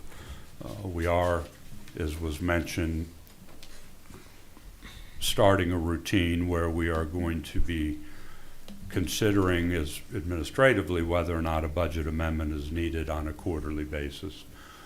And so that would occur in April for the January, February, March period. We're here today. April, May, June, if we feel that one is needed, then it would be in front of you at your July meeting, the second meeting of July, and then July, August, and September, again, if needed, a budget amendment would be brought to you in October of the fiscal year. The amendments that are in front of you tonight, for the most part, are due to the ratification of the collective bargaining agreement. At the time we approved those collective bargaining agreements, we were in the middle of our budget approval process, we were in the middle of negotiations, and we didn't know exactly where things would land at that time. So across the organization, across the various funds, you'll see budget amendments that have to do with wages, because the wage increase, benefit changes as needed are all part of this budget amendment. We have completed the settlement with the county treasurer for the collection of property taxes, and with that activity we now have more exact numbers on tax revenues for all the funds, whether it be general property tax revenue or tax increments that are derived from property taxes for the EDAs. We now have more precise numbers for that. And we also, with the audit being complete now, we know exactly what our 2025 year-end fund balance is across the organization, which also means we now know what our beginning fund balance is for fiscal year 26. And to the extent those are different, and they naturally would be, then we should account for that activity in the budget amendment as well. So that is all going on within this recommended action. It is technically a budget amendment. It's not the same type of amendment that you're used to, but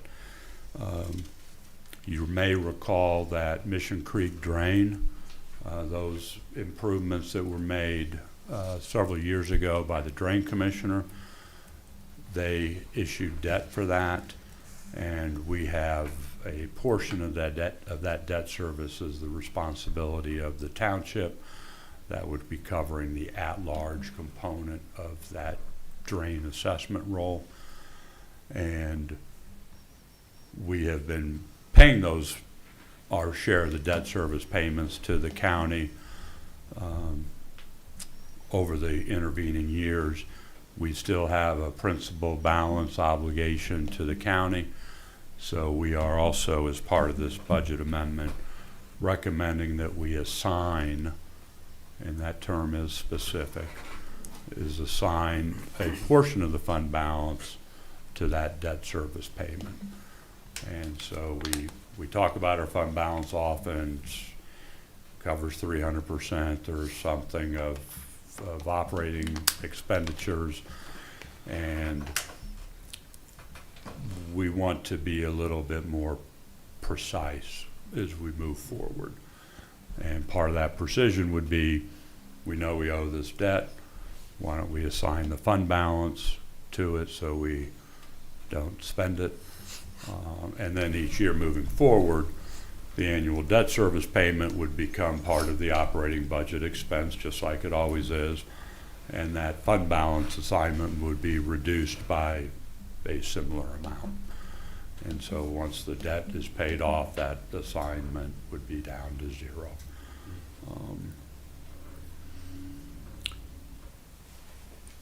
From a very high level general fund, for just the general fund, revenues are being reduced in this budget amendment by $76,000.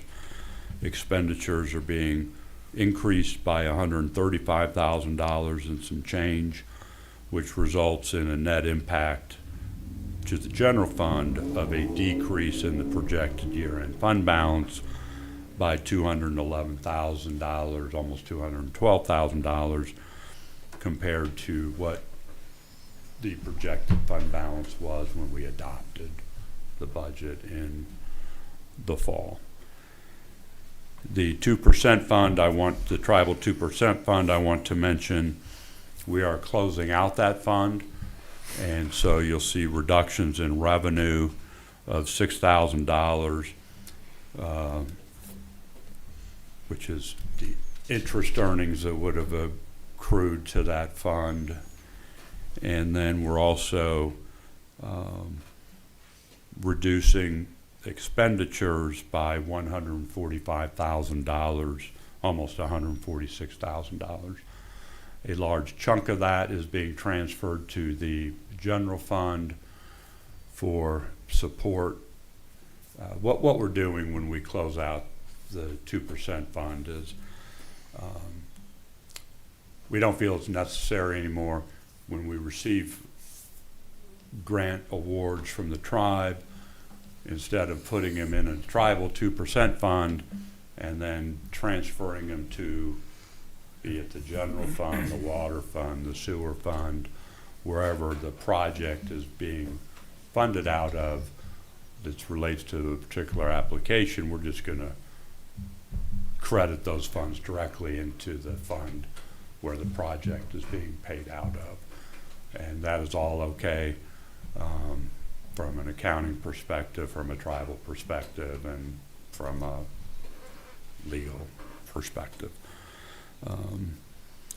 So the amendment to the tribal fund will have the effect of zeroing out that fund, allowing us to close it.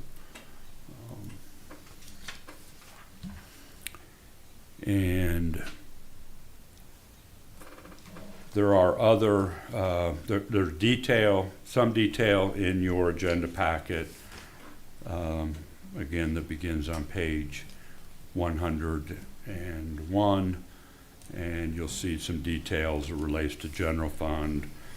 Revenue changes that net to the amount I mentioned, same on the expenditure side. Similar activity, at least as it relates to revenue and the tax settlement, is occurring for both the east and the west DDA funds. So you'll see some changes in the revenue for both east and west DDAs. Sewer fund, we have some changes going on there when for the water project, that capital $11 million project, that's a grant, 100% free money, but it is a reimbursement grant. So what we do budgetarily and accounting wise is we try to figure out what we're going to spend on that particular project in a given year, and then we budget for that in the appropriate sewer water fund. And so at the beginning of the year, that's an estimate. As we get through the year, and particularly with this water project, we're coming into closeout, we can begin to tighten up those numbers as well. I would like to point out that the resolution, and this is a little bit of a change too, a resolution begins on page 106 of your agenda packet, and it is rather lengthy compared to resolutions that you're used to looking at when it comes to the budget. But I think it does do, once we get used to it, and it's taken me a minute to get used to it, so it'll take you all a minute to get used to it. I think it does a better job of being more technically compliant with the Uniform Budget Act, particularly as it relates to the fund balances. At the start of the fiscal year, we'd been using estimates and then not really adjusting that fund balance as a budget amendment in the subsequent fiscal year. And the other big change going on is more of a display perspective. We have, if we go back long enough, the Union Township used to approve their budget at a line item level, and this goes back quite a ways. Then we said, well, that's a lot of detail and minutia, and it's not necessary. So then we began approving and amending budgets at the department level. And there's a lot of departments in the general fund. Trustees have their own department, the clerk has their own department, the treasurer, the manager, the accounting. So there's a lot of departments. And what we're moving to is looking at these budgets more as from a functional perspective. And the one big function is called general government, and this is all allowed by the state.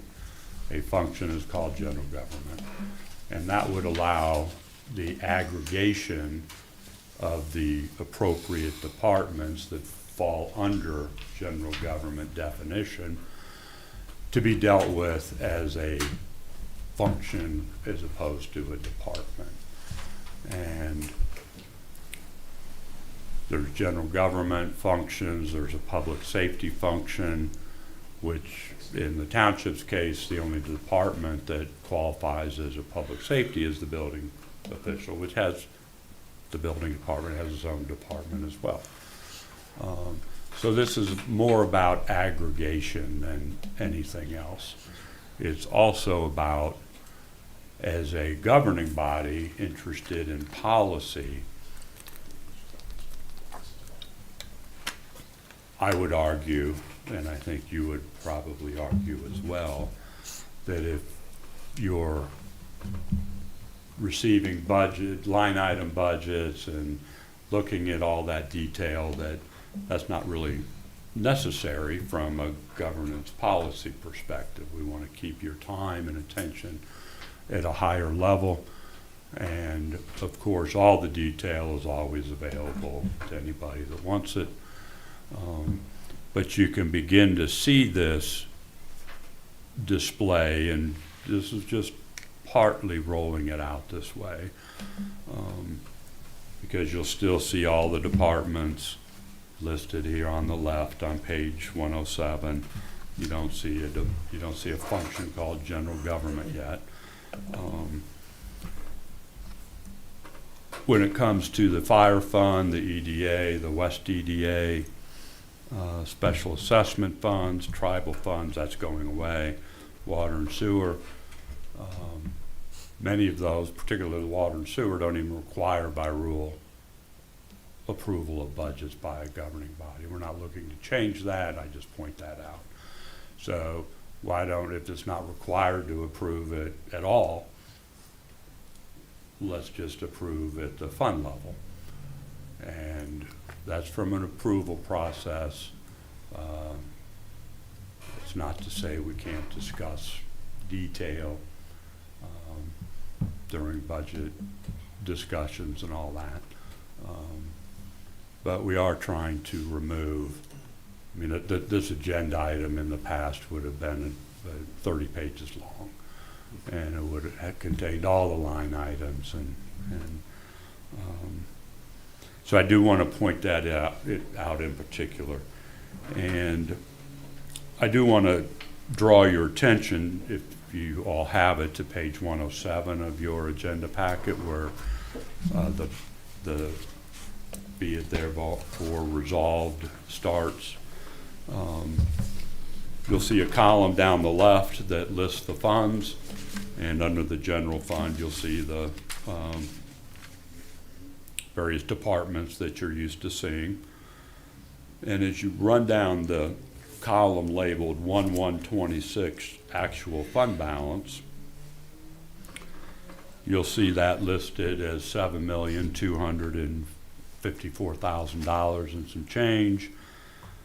You'll see the Mission Creek Trail assignment for our obligation to the city. That's been assigned for a couple of years now, $375,000. You'll see an assigned fund balance, Mission Creek drain debt. There's nothing under 1126 because there was no assignment at that time. If there is an assignment, and if you approve this budget amendment, if you go far to your left, you'll see $337,000 under the Mission Creek drain debt. That's the amount of the outstanding principal.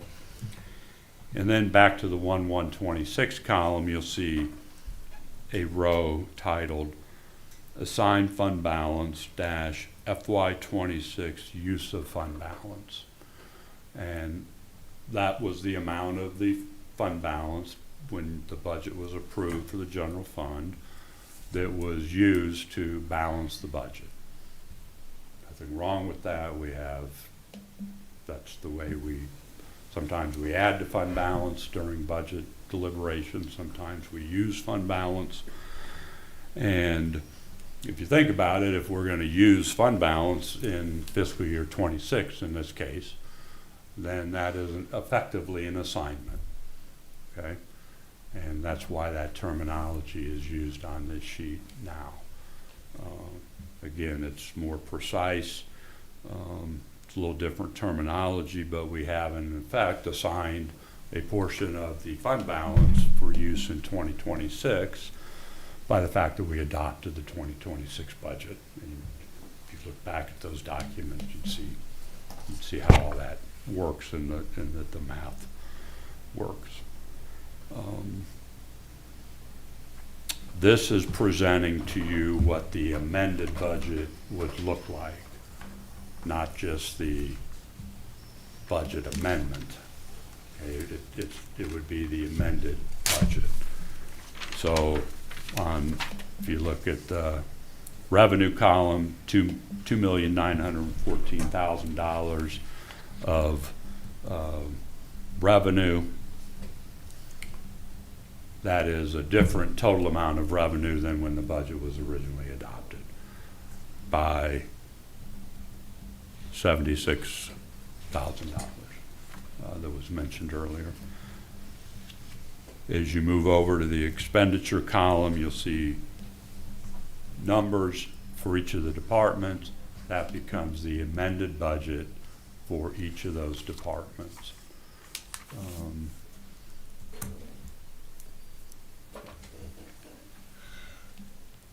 And then when you conclude looking at the general fund, you'll see a row titled Total General Fund Balance. Unassigned plus assigned on 1/1/2026 was $8.3 million. So that's our starting point. We're anticipating after this budget, if approved, to receive $2,914,000 of revenue. We'd be spending $3.86 million of expenses within the general fund, and our estimated fund balance at year-end 26 would be $7,417,000. As you look through the balance of that document, Fire Fund, EDA, West EDA, it's the same principle. You have a beginning fund balance that is an actual fund balance now. We have updated revenues and expenditures, and therefore we have a better projected year-end fund balance. And all those are being done at a fund level. So that's what I have for you in terms of an amended budget. Be happy to answer any questions. To kind of recap, we're trying to remove a lot of the detail from agenda packets and such. It's always available. But as we come into any given Board of Trustee meeting, you know, they're lengthy anyways, and I'm not sure that the board needs to see or should be interested in, you know, what's being spent in a supply line item, or, you know, some of these other maintenance items. As a procedural question, how does one read a spreadsheet into a resolution for adoption? What I would do is go back to Adopted below? page 101, and under the action requested, start by saying something like, I move to adopt the below resolution, and read the rest of that sentence. Okay. Just wanted to make sure that was adequate for minutes and business. Trustee Landon? So if this resolution is adopted, the format that I'm looking at, will that now be implemented in changing what our current budget book looks like? And so It would. If this is adopted, all these changes will be made within BSNA. And if someone wanted a budget book printout at a department level, which is what the few pages were in the adopting resolution, you would have that, and it would foot to these dollar amounts. And if you wanted the detailed budget book reran, happy to do that for you as well. Also curious, is some of the drive from this our benefit that we're gaining from the Woodhill group? I mean, or has this been kind of what you've been viewing, or is it? This particular item is being brought forward to by the Woodhill group, and I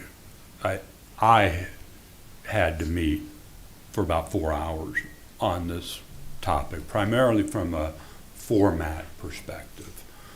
I've been aware that that the function of general government includes all the departments that I rattled off a few minutes ago, and probably some that I've missed, legal and some others.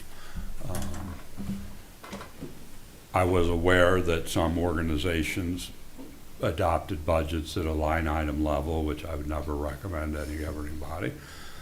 And I was aware that department level budget adoption was common. This particular format where we're dealing with budgets at a functional level is not new. It's been allowed for any number of years. But I do think it makes sense. This isn't just change for change. It's trying to accomplish two things in my mind. One, it's a little more precise. It takes into account the changes just between a budget adoption at the end of a fiscal year, audit entries, cleanup. So it is more precise from a beginning fiscal year fund balance perspective, which is what we all look at and pay a lot of attention to. So already we would have the probability of our projected year-end fund balance for 2026, the probability of it coming to this number is already higher, particularly compared to the projected year-end fund balance when the budget was adopted. And then the second item that is a reason I think for making this change, and you'll see it more as we begin consideration for the 2027 budget. I think it allows the discussion by the board to be at a level that makes sense from a policy-making body,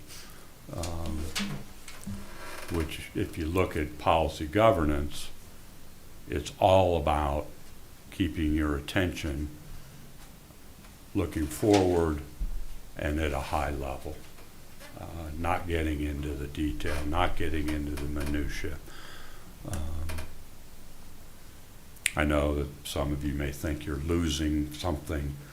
You're going to be a bit afraid, I think, all understandable. But I think if you give us the opportunity, it's primarily a difference in display, adoption documents, official documents like these resolutions. And if you think about it long enough, when we would do budget amendments in the past, you would have a spreadsheet that's line item and for the budget amendment. And yet we adopted a budget at a department level. We were amending it at a detail level, which is apples and oranges for one. So when the Woodhill group brought this forward, it began to make a lot of sense to me.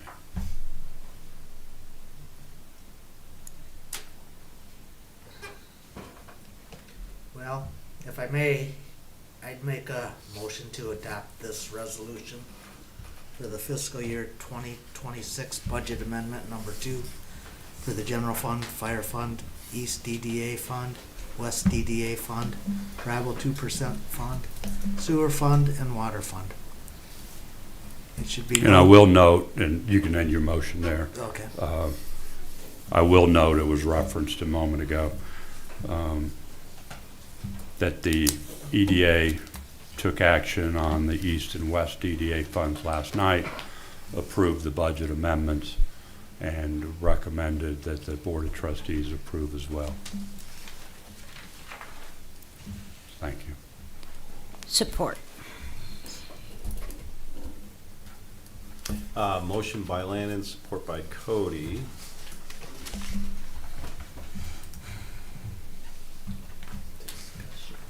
Yeah, discussion, questions?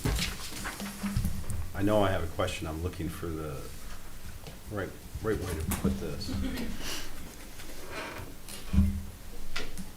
Anybody else?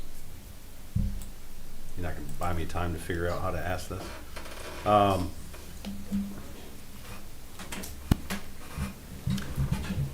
One I know of, I'll continue to think about how to phrase that one. You spoke about the 2%, closing that fund, which, no issue with that. You did indicate that the tribe was okay with that. How we account for the receipt of the grant funds is not Yeah, their concern. right. That's So- what I meant by that. Okay. To be a little bit more specific, there's been a fund balance in the 2% fund for several years. And if you do the adjustments and go through the footing and all that jazz, it's around $40,000 that has been in that fund for quite some time. And it's been growing. And it's made up of two parts fundamentally. Interest income that's accrued on the money that's been in that fund, and what I'll describe as residual amounts from particular 2% grant awards where the project came in a little bit under the actual award. And what I will do if this is approved is I will communicate and ask, it'll be in the form of a question, if the tribe is, I'll get their permission to take these residual amounts, transfer them into the general fund, and I anticipate that they will not have a problem with that. And that's exactly where I was going with this is, we put money in an account that's interest bearing. You can see 6,000, I think 6,000 was the number of interest for the budget adjustment. And I want to make sure that, because we've had discussion on this in the past, that make sure that they're okay with how that's all being handled. Their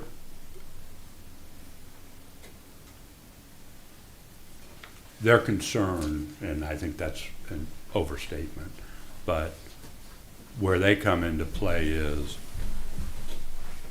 signing off on these residual amounts. If we had a grant award of $100,000 and we spent $98,000 on the project, the $2,000 has been sitting in this fund. And it may have sat there for the last 10 years and it's been earning interest as well. And so that's how we're going to handle this. Okay. Yeah, I just was curious about that. Actually, I've been for some time. Let's see if I can get to my question now. I'll give you some time. Sure, thank you, Trustee Lannon. Yeah, would there be any reason to, or has this been bounced off of our financial audit professionals that we utilize? Get an opinion. I don't know if it has or not. I doubt it. But maybe the finance department, and if you're able to speak to it, it did have a conversation. We haven't officially had a conversation as far as like this is the route we're moving. But how this budget amendment is set up in moving toward like a function level budget, that is pretty typical in other municipalities. You'll see it in other municipalities, so it's not something that they've never seen. It is legal to do it that way. It's just basically how you're looking at your information versus getting this 23 pages of every line item, even line items that aren't changing, you're getting like a high level basically of here's what we're doing versus having to look through all of this detail. So I'm comfortable saying the auditors will have no issue with any of these changes, and we have kind of talked to them just in passing as we were completing the audit that we were looking to maybe move this route as well, so. Just take some of the fun away. And I want to make Like my sure wish, yeah. we've answered your question, because you may have been asking, can we close the 2% fund, and did we bounce that piece off our auditors? And that's specific. I think that's what you asked. No, but we have CPAs as our acting finance director right now, and there's no requirement that we have a tribal 2% fund.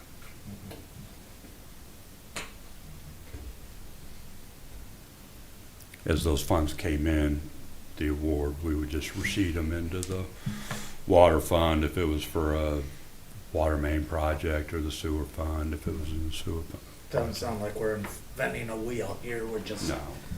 kind of maybe changing the brand of the tire we're using as far as the look of it. Yeah, we're trying to, in many aspects, and this is related to the Woodhill Group, we're trying to streamline internal operations. Fewer accounting entries, other things being done at the point of original contact with the township through maybe the cashiers, doing, their daily, I mentioned their daily closeout. Used to be done in the finance office, now it's being done at the cashier level. And so some of those changes are designed to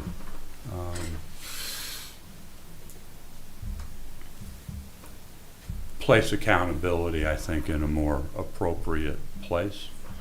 And from the finance department's perspective, if we can have fewer journal entries, fewer,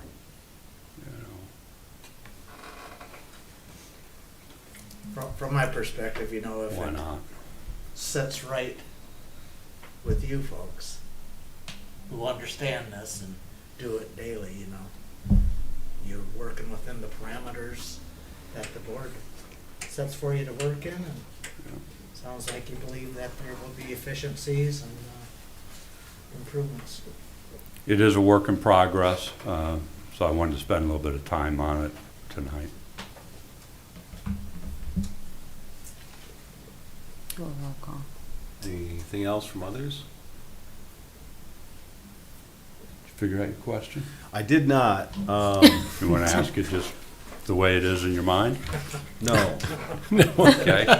Because I can be supportive of this, and it's a question I can get back to another time. Okay, that's fine.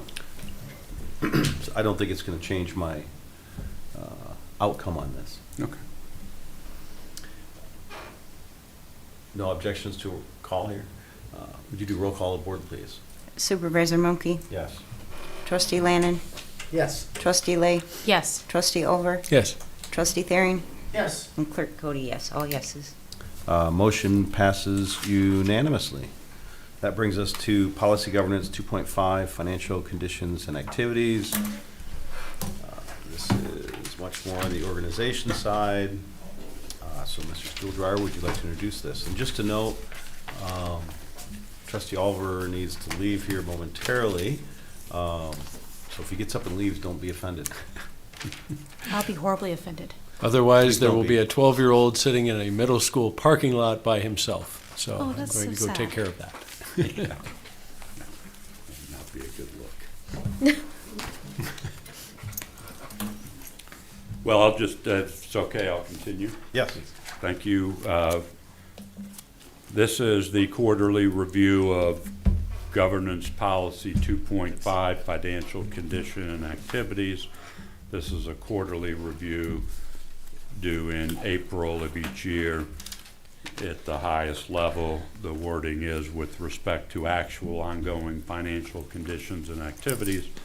The township management team shall not cause or allow the development of fiscal jeopardy or a material deviation of actual expenditures from board priorities as established in your ends policies. There are 10 or more, or around 10 sub-policies that I'm not going to read, but I will, as it relates to my interpretation of this policy, I interpret the policy to indicate that, one, we should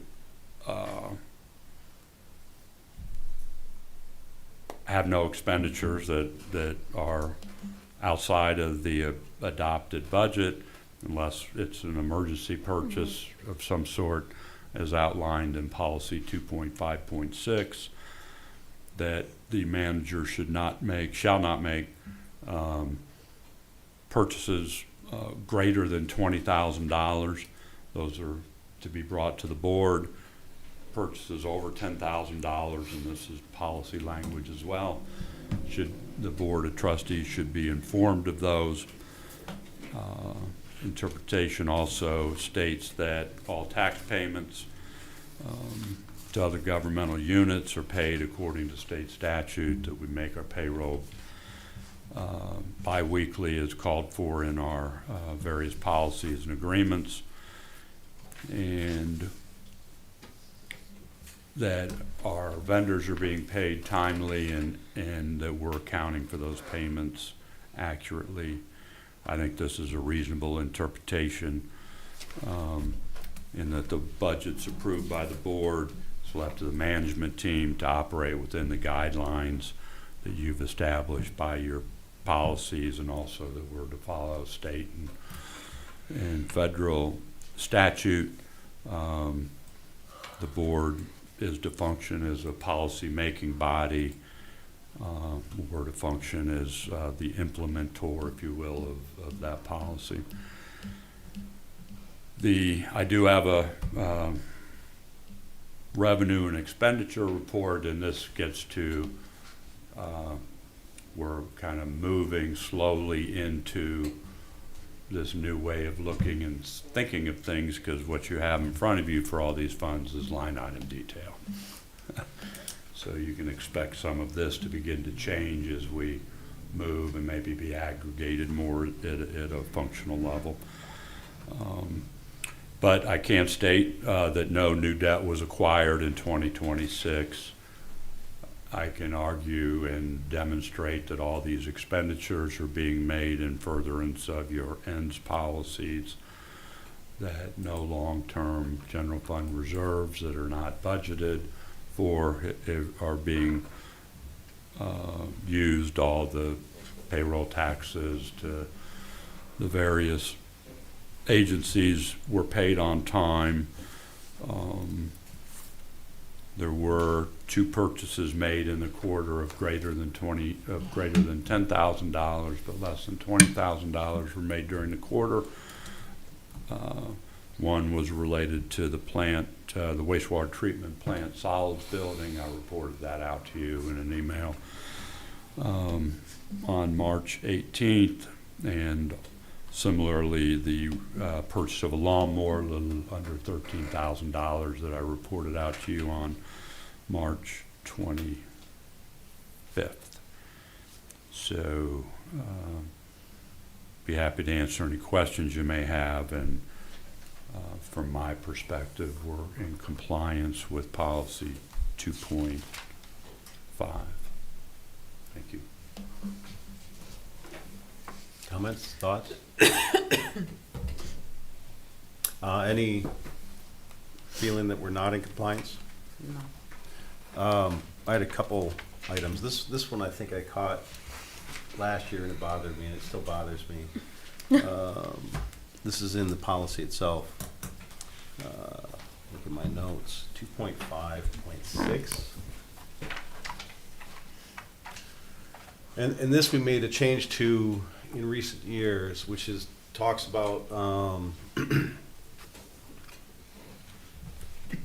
how much authority the manager has to make emergency purchases without board authorization, whether they be budgeted or unbudgeted. And the verbiage that gets to me here is says to maintain township operations of greater than 10,000 for the township hall and/or 50,000 for the water and sewer systems. The word township hall, those two kind of bother me, because the township is so much more than that.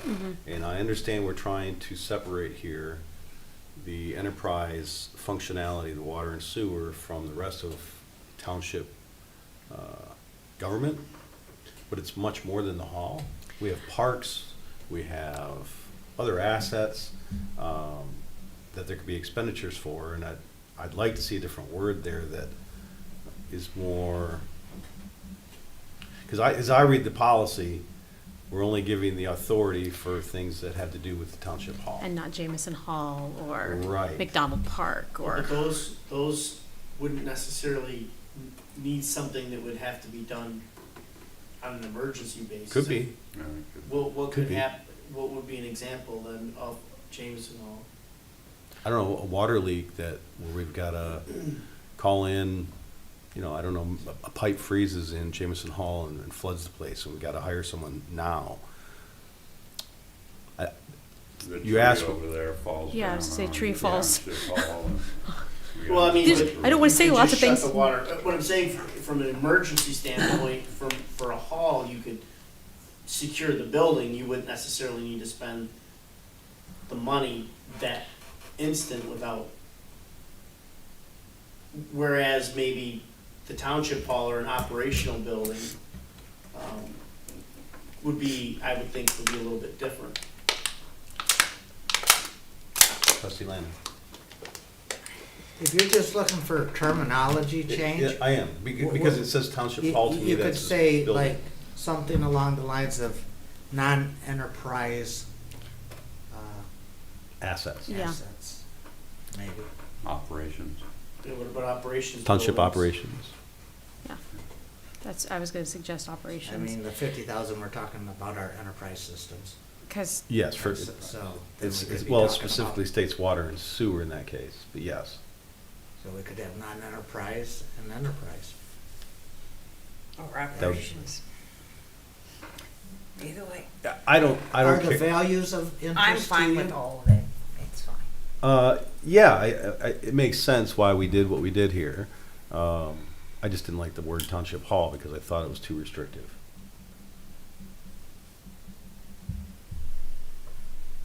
And we kind of have township halls, kind of. I mean, if Right, you and- consider. And we have parks. I mean, there are other assets that the township has that don't have to do with water and sewer. We could just say non-enterprise fund operations at the front end That's fine. / water, I think that And it's nice and sewer. broad. two amounts. Because I keep thinking, like, Covers to bring up everything. your, or to kind of piggyback off your example, mitigating like an emergency, like what Brian's recommending, that would save us a lot more money on the back end, if we mitigate like an emergency situation like that as it's happening, when we may not be able to get a hold, Mark may not be able to get a hold of us.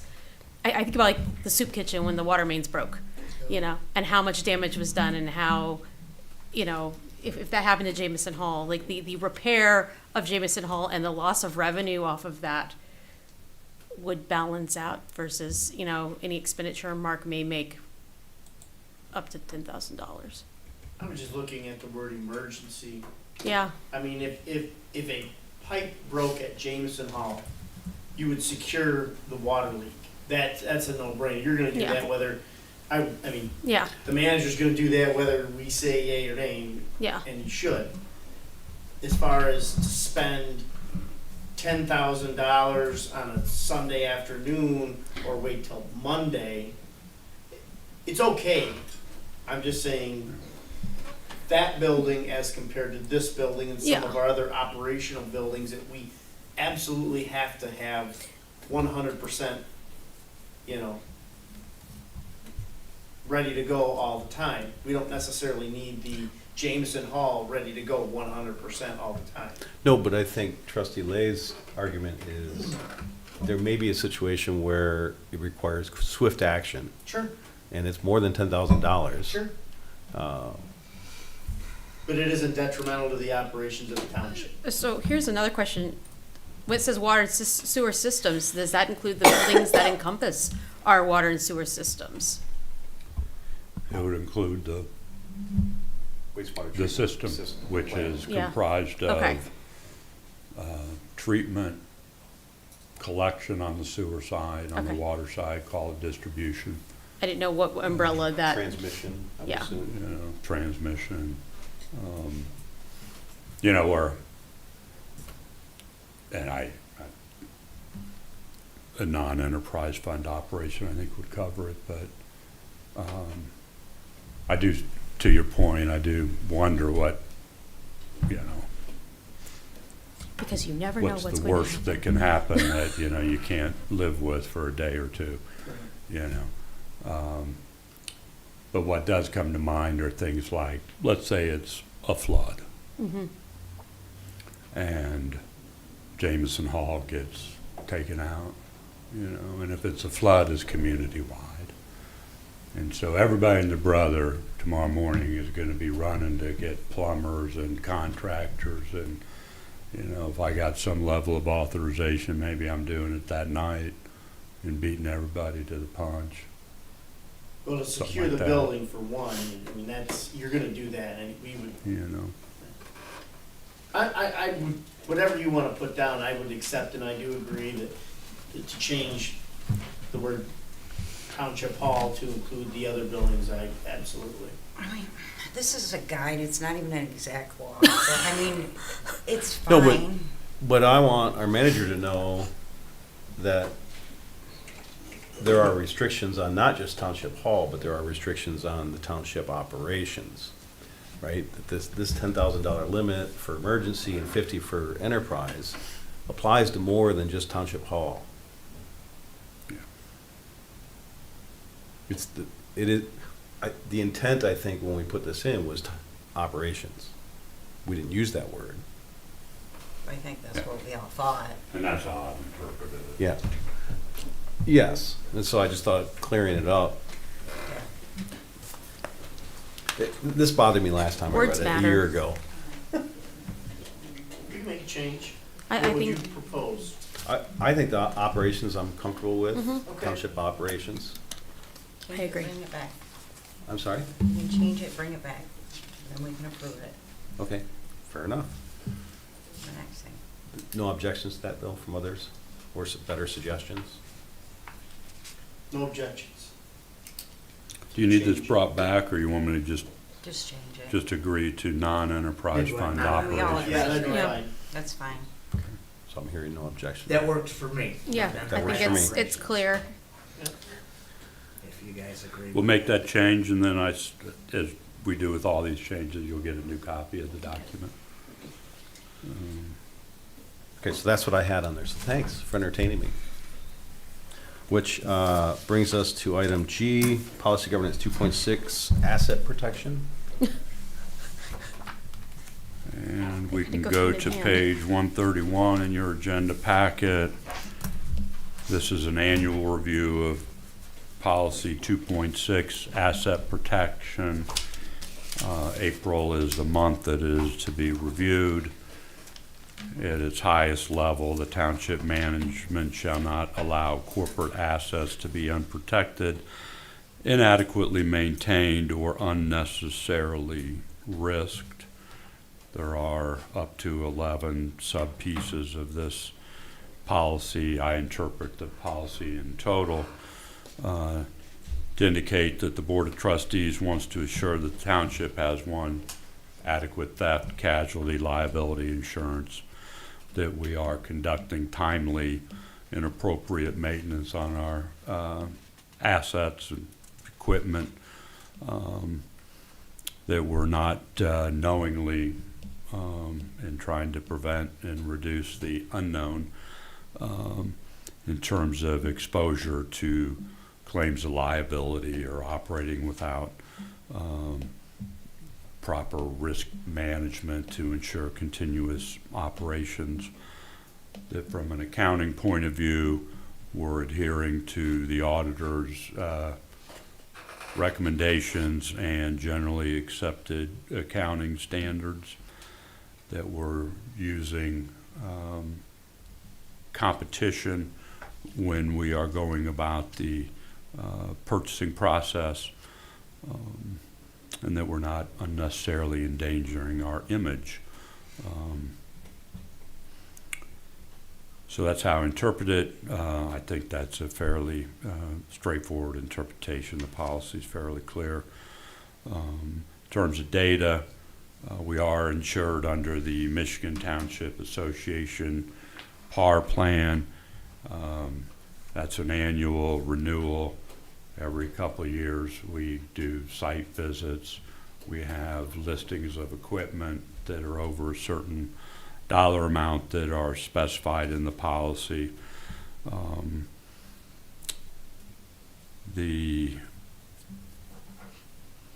renewal certificate for 2026 is included in this report, along with evidence of the treasurer's bond that's required to be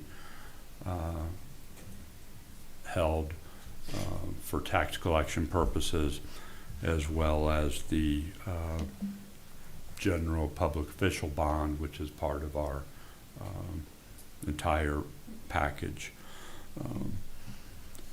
We do, and you review it, rolling stock fleet is regularly maintained, either in-house or taking to the appropriate service agency.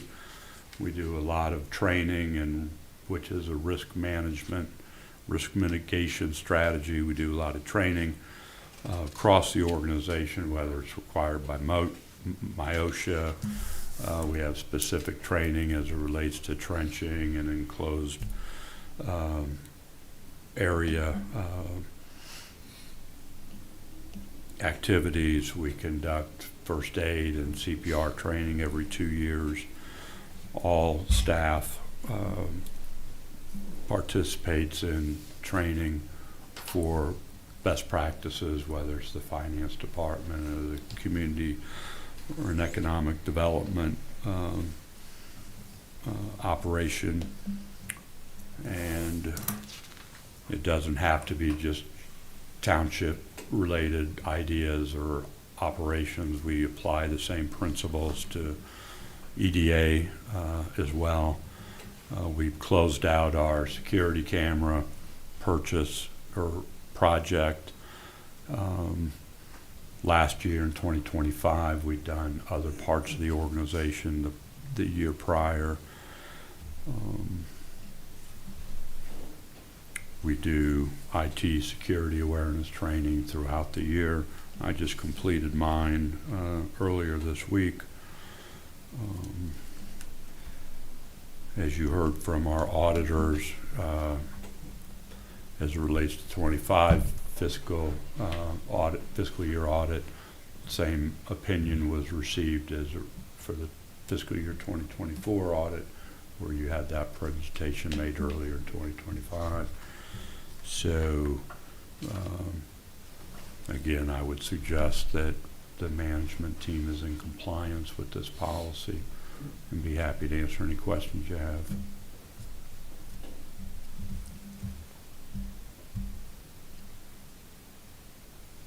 Hearing none.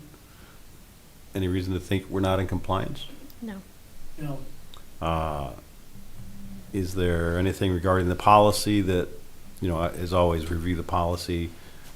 Is there anything missing? Should be removed, modified, like the word township hall, for example? Not that I see it here. I'm just trying to make you for the last year. Yeah, right. Just trying to make light of myself a little bit here. But I always want to make sure the opportunity to, because it's a living document, do you see changes that we should have in the policy? No, I think it's good. It's 9:30. I think we're all getting tired. I do have Yeah. one question after we. Sure. do this. No, please do. Just from an operational situation, we spoke of security cameras. And so often, it seems like when you need the tape of the security camera for whatever reason, it failed to give you the information. What is a Either it wasn't CSI? working, it was blurry. Have we used it and reviewed it and tested it and generally have 100% working security camera systems? Last time I looked, they were 100% working. I suppose a minute ago, one of them could have stopped working. Yeah. But Does it go to like a hard drive? I do not know what the retention, I don't recall what the retention period is for that film. Do you, Kim, by chance? Would it be something that we're doing, or is it a contractor's like capturing? It's software via a vendor. Okay. You know, the camera is filming as we speak, and it's being, that data is being stored on the network or in the cloud, wherever it's being stored at. And the software allows us to go and review that. We did have a specific use for it not too long ago. I bet you it's been within at least the last 3 months, maybe within the last 2 months. But we were out of balance in the at one of the cashier drawers, and I think this might have come to your attention through a manager report or something. But we went and obtained the footage, and we were able to look at it and see exactly what happened. And as it turned out, it was a customer that still owed us $80 or something, and because there was an out of balance situation, and so we were trying to figure out why we were out of balance. We used the camera to identify that, which allowed us to contact the customer, and they immediately realized that what we were suggesting might have occurred actually occurred. So they came in right away with their $80 that they owed us. Interesting. Mm-hmm. And I'm not even thinking of that as security cameras, you know, that's Well, just yeah. watching what's going on and helping you figure out where there's It's been a few years, and this is one of the reasons we replaced the cameras, but we had a catalytic converter stolen out of one of the township trucks in the parking Geez, lot. really? Yeah. And the security camera captured that, saw an individual, it was way blurry, it was kind of dark, but, so, yeah. Well, thank you. We don't have those cameras anymore, our cameras are better now. Yes. Yeah, I've seen them because I watched them for the ballot box. And it's I was gonna say, really- don't we have they're one on the nice. ballot box? They're nice, they're really nice. You can see everything. You can see everything.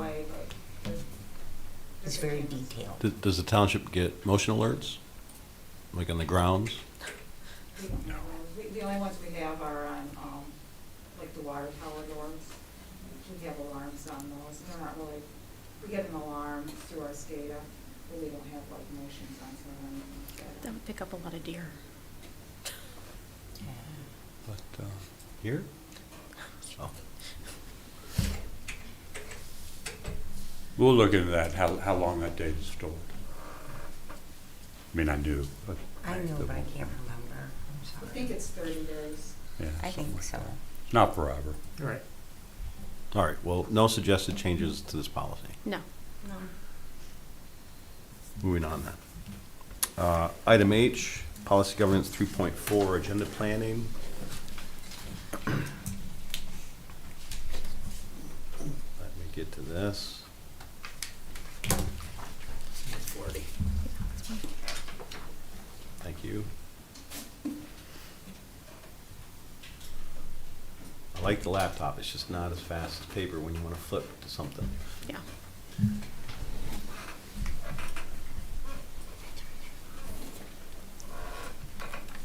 Less data centers required when you use paper. My computer. What's that? Less data centers required. That's why I have paper. I'm not using a data center right now, but that's good. It's technically a server. So I just want to ask, everybody read through this policy, right? Mhm. Okay.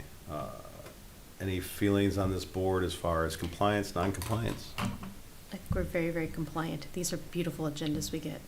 Beautiful. Well, this is also our long-term annual agenda, right?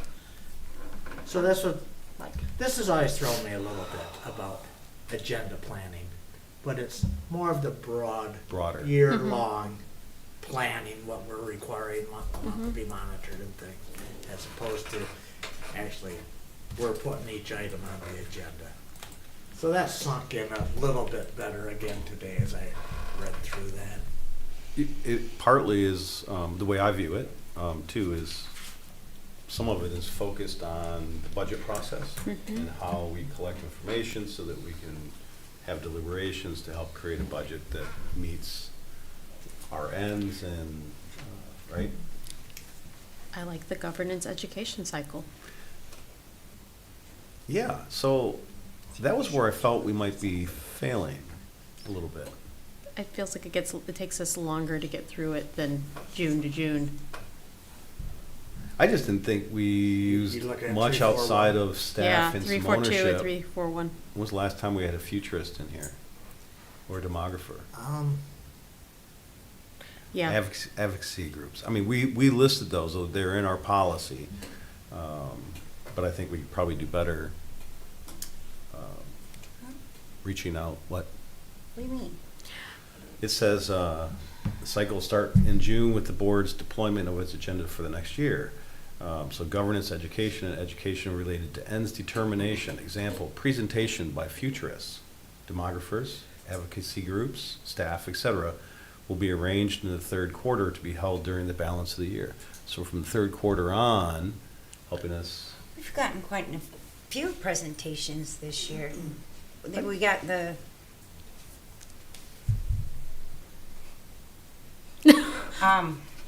the computer people. I forgot. They came in and explained what they do, how they do it, and why we need them for the future. And then we had our audits, and then what else do we have? But I don't We had see. a couple other things. We've had some advocacy groups Oh, and then we come. talked, Yes. was that this year that we talked about the building? I think that was this year. That Or was the new technically, I township believe, was hall and last what year. we're gonna do Yeah. for future, was it last year? It was last year. Oh, Yeah, I guess what I was getting at is we specifically listed, we being previous boards, What will the township of the future look like? presentations by futurists, demographers, advocacy groups, staffs, etc. I don't think we're very broad in our education and collection. okay, Find us a futurist. write it down.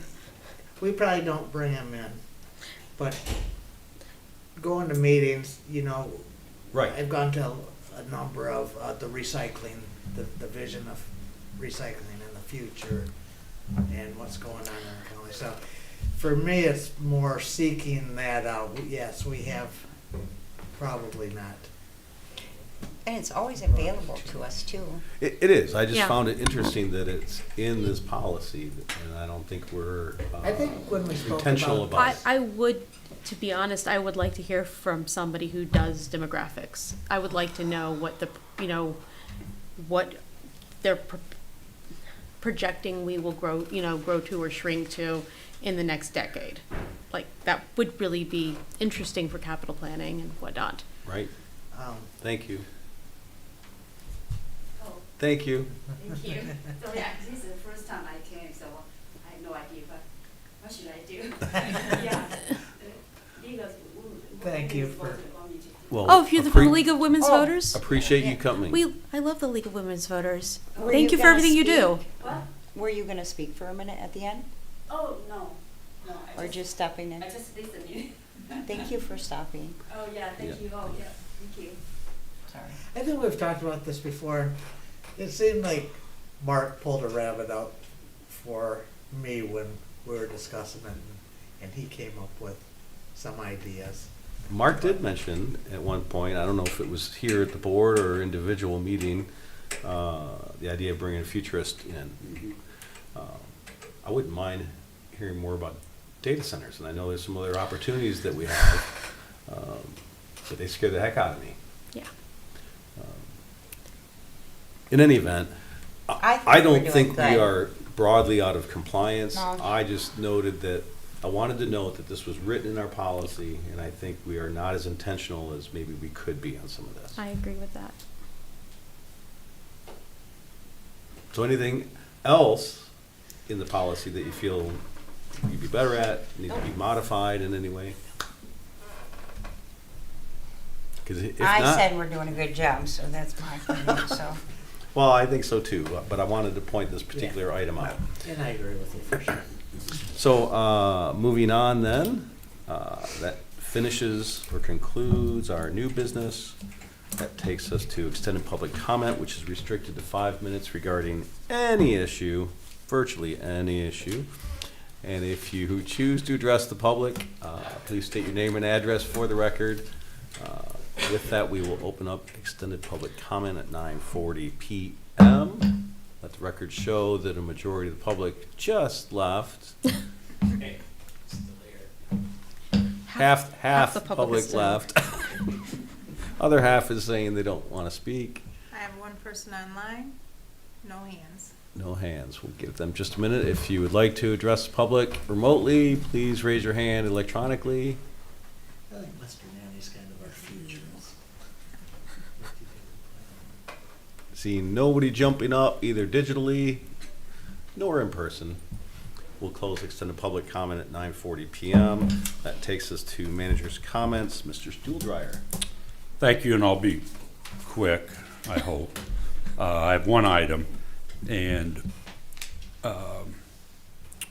Miss Ruth Helwig, who you all know, Yes. is our appointee to the library board.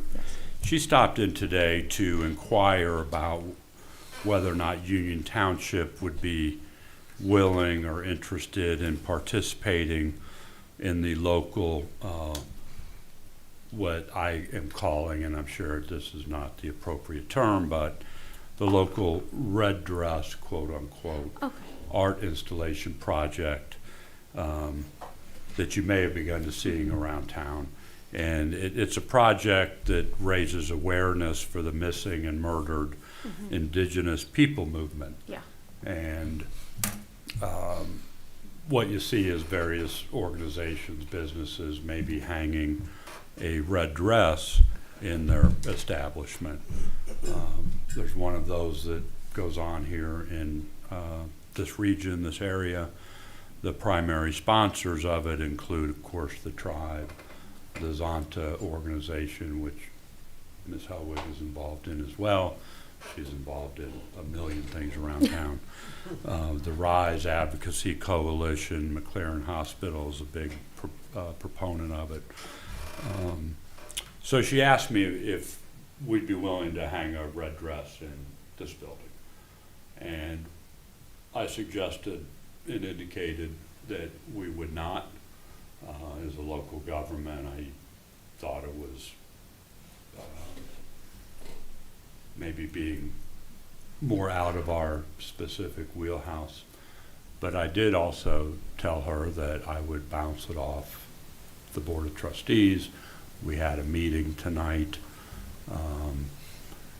If you wanted to participate, I could let her know that. From a manager's perspective, I would not off the cuff recommend participating in something like this. I think it opens the door to a lot of other requests for participation and any number of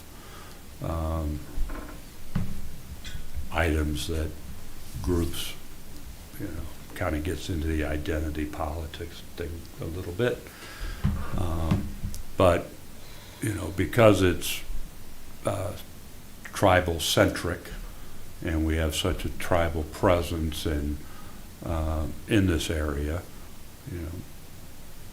maybe it's worth an exception. But I told her I would bring it up to you all tonight, so that's what I'm doing. She completely understands the dynamics of local government. And so that's why I'm bringing it up. If y'all have any interest in doing this for this particular project, it kind of officially starts this coming Monday, runs for about 2 weeks. There are other events around the community that are going on related to this. Outreach is hosting an event at 5:30 on April 30th, and Island Park is holding an event related to this matter on May 3rd at 3:30.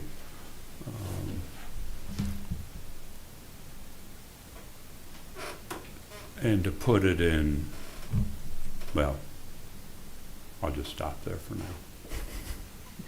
I was going to put it in stark contrast to another thing that I could imagine, you know, once you open the door to these kind of things, you need to be very careful about what may be coming next.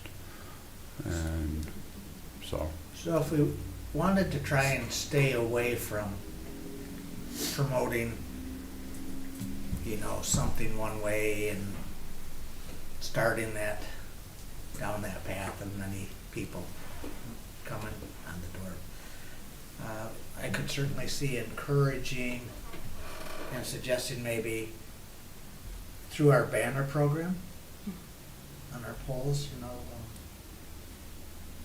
trying to encourage somebody who is interested in doing banners to do something along those lines. And so then it would be up on our township corridor, on our polls. A lot longer than But, you know, a couple not months. right here in the house. My other question would be, what would the envision be? The dress would be indoors, outdoors? Or didn't really get that far to even? Well, we really didn't get far. Now you're getting a little bit out of my wheelhouse, but the idea is to put a red dress on a hanger and put it somewhere prominent. And so there'd be a red dress on a hanger, and you may know more about this than I do. Like But it St. wants to be John's has seen it on by the the, porch. you know, you want it to be seen by the public, so John's it might is go cool. in a front window. You know, I don't know that there's a prohibition against it, but you could probably run it up a flagpole. I gotta think on that So one. that was just a thought. Yeah, I Can mean, I really gotta. my gut is I'm supportive of really the idea. tired. And I thought, well, what if there was interest in at least thinking about this? I'd like Let's to at bring least this back. consider it. But Yeah. the problem is the timing. Well, we is talked, Monday. and, you know, you could have further discussion. We could, you know, for next year. This is an annual thing. What you could do also, even this year, there'll be some flyers that are produced, they're probably already produced. We could place some out in front, you know, help with awareness. I would like to do that, Yeah, at the very least. yeah. Yeah, I would like to educate myself better before Yeah. I guess I don't see it as political. It is awareness. No, I guess you mentioned the word identity, but yeah, I'm not comfortable without, Doing due diligence. yes. Yeah, gotta look into it first. If it wasn't for Ms. Helweg making the request and it being tribe-centric, I would have said no, and you wouldn't have heard about it, because it's not good And practice. the reason I'm even thinking of it is because of our community, we're a community as a whole here, Yeah. includes the tribe. And that's why I brought it forward. Yep. But Okay, so Table it? am I, yeah, well, no decision. I'll let her No, know. it was- But it was that his we comment. have, we would like to educate, maybe learn a little bit more before either denying or committing for next year. Yeah, Is that reasonable? that's reasonable. I told her I'd get back to her, which I will do tomorrow, and indicate that for this year, we're will pass, but there is next year, and a little bit more information that she might want to provide, or any of the other sponsors. We'd be happy to hear from them. Thank you. And you're good. That's it. That brings us to final board member comment. Trustee Thering. I'm good. No comment. Cody. Trustee Landon? So today's Earth Day, and I remember back in 1970 when I was in about 4th grade, the first Earth Day. And I was at Sacred Heart, and they let all the kids out, and we went through downtown Mount Pleasant, picking up trash, whatever we saw, pieces of paper or whatever. So, and I remember it was a nice sunny day. Spring was sprung, you know, it just felt good to get outside. And so I just remember this day with fondness, birthday. And certainly a hearty thank you to Stan Shingles, who's given us long-term and strong guidance on many issues. Wish Stan and Renee well in their endeavors. I've got nothing. And with that, we will adjourn. Yeah. 9:50 p.m. Thank you.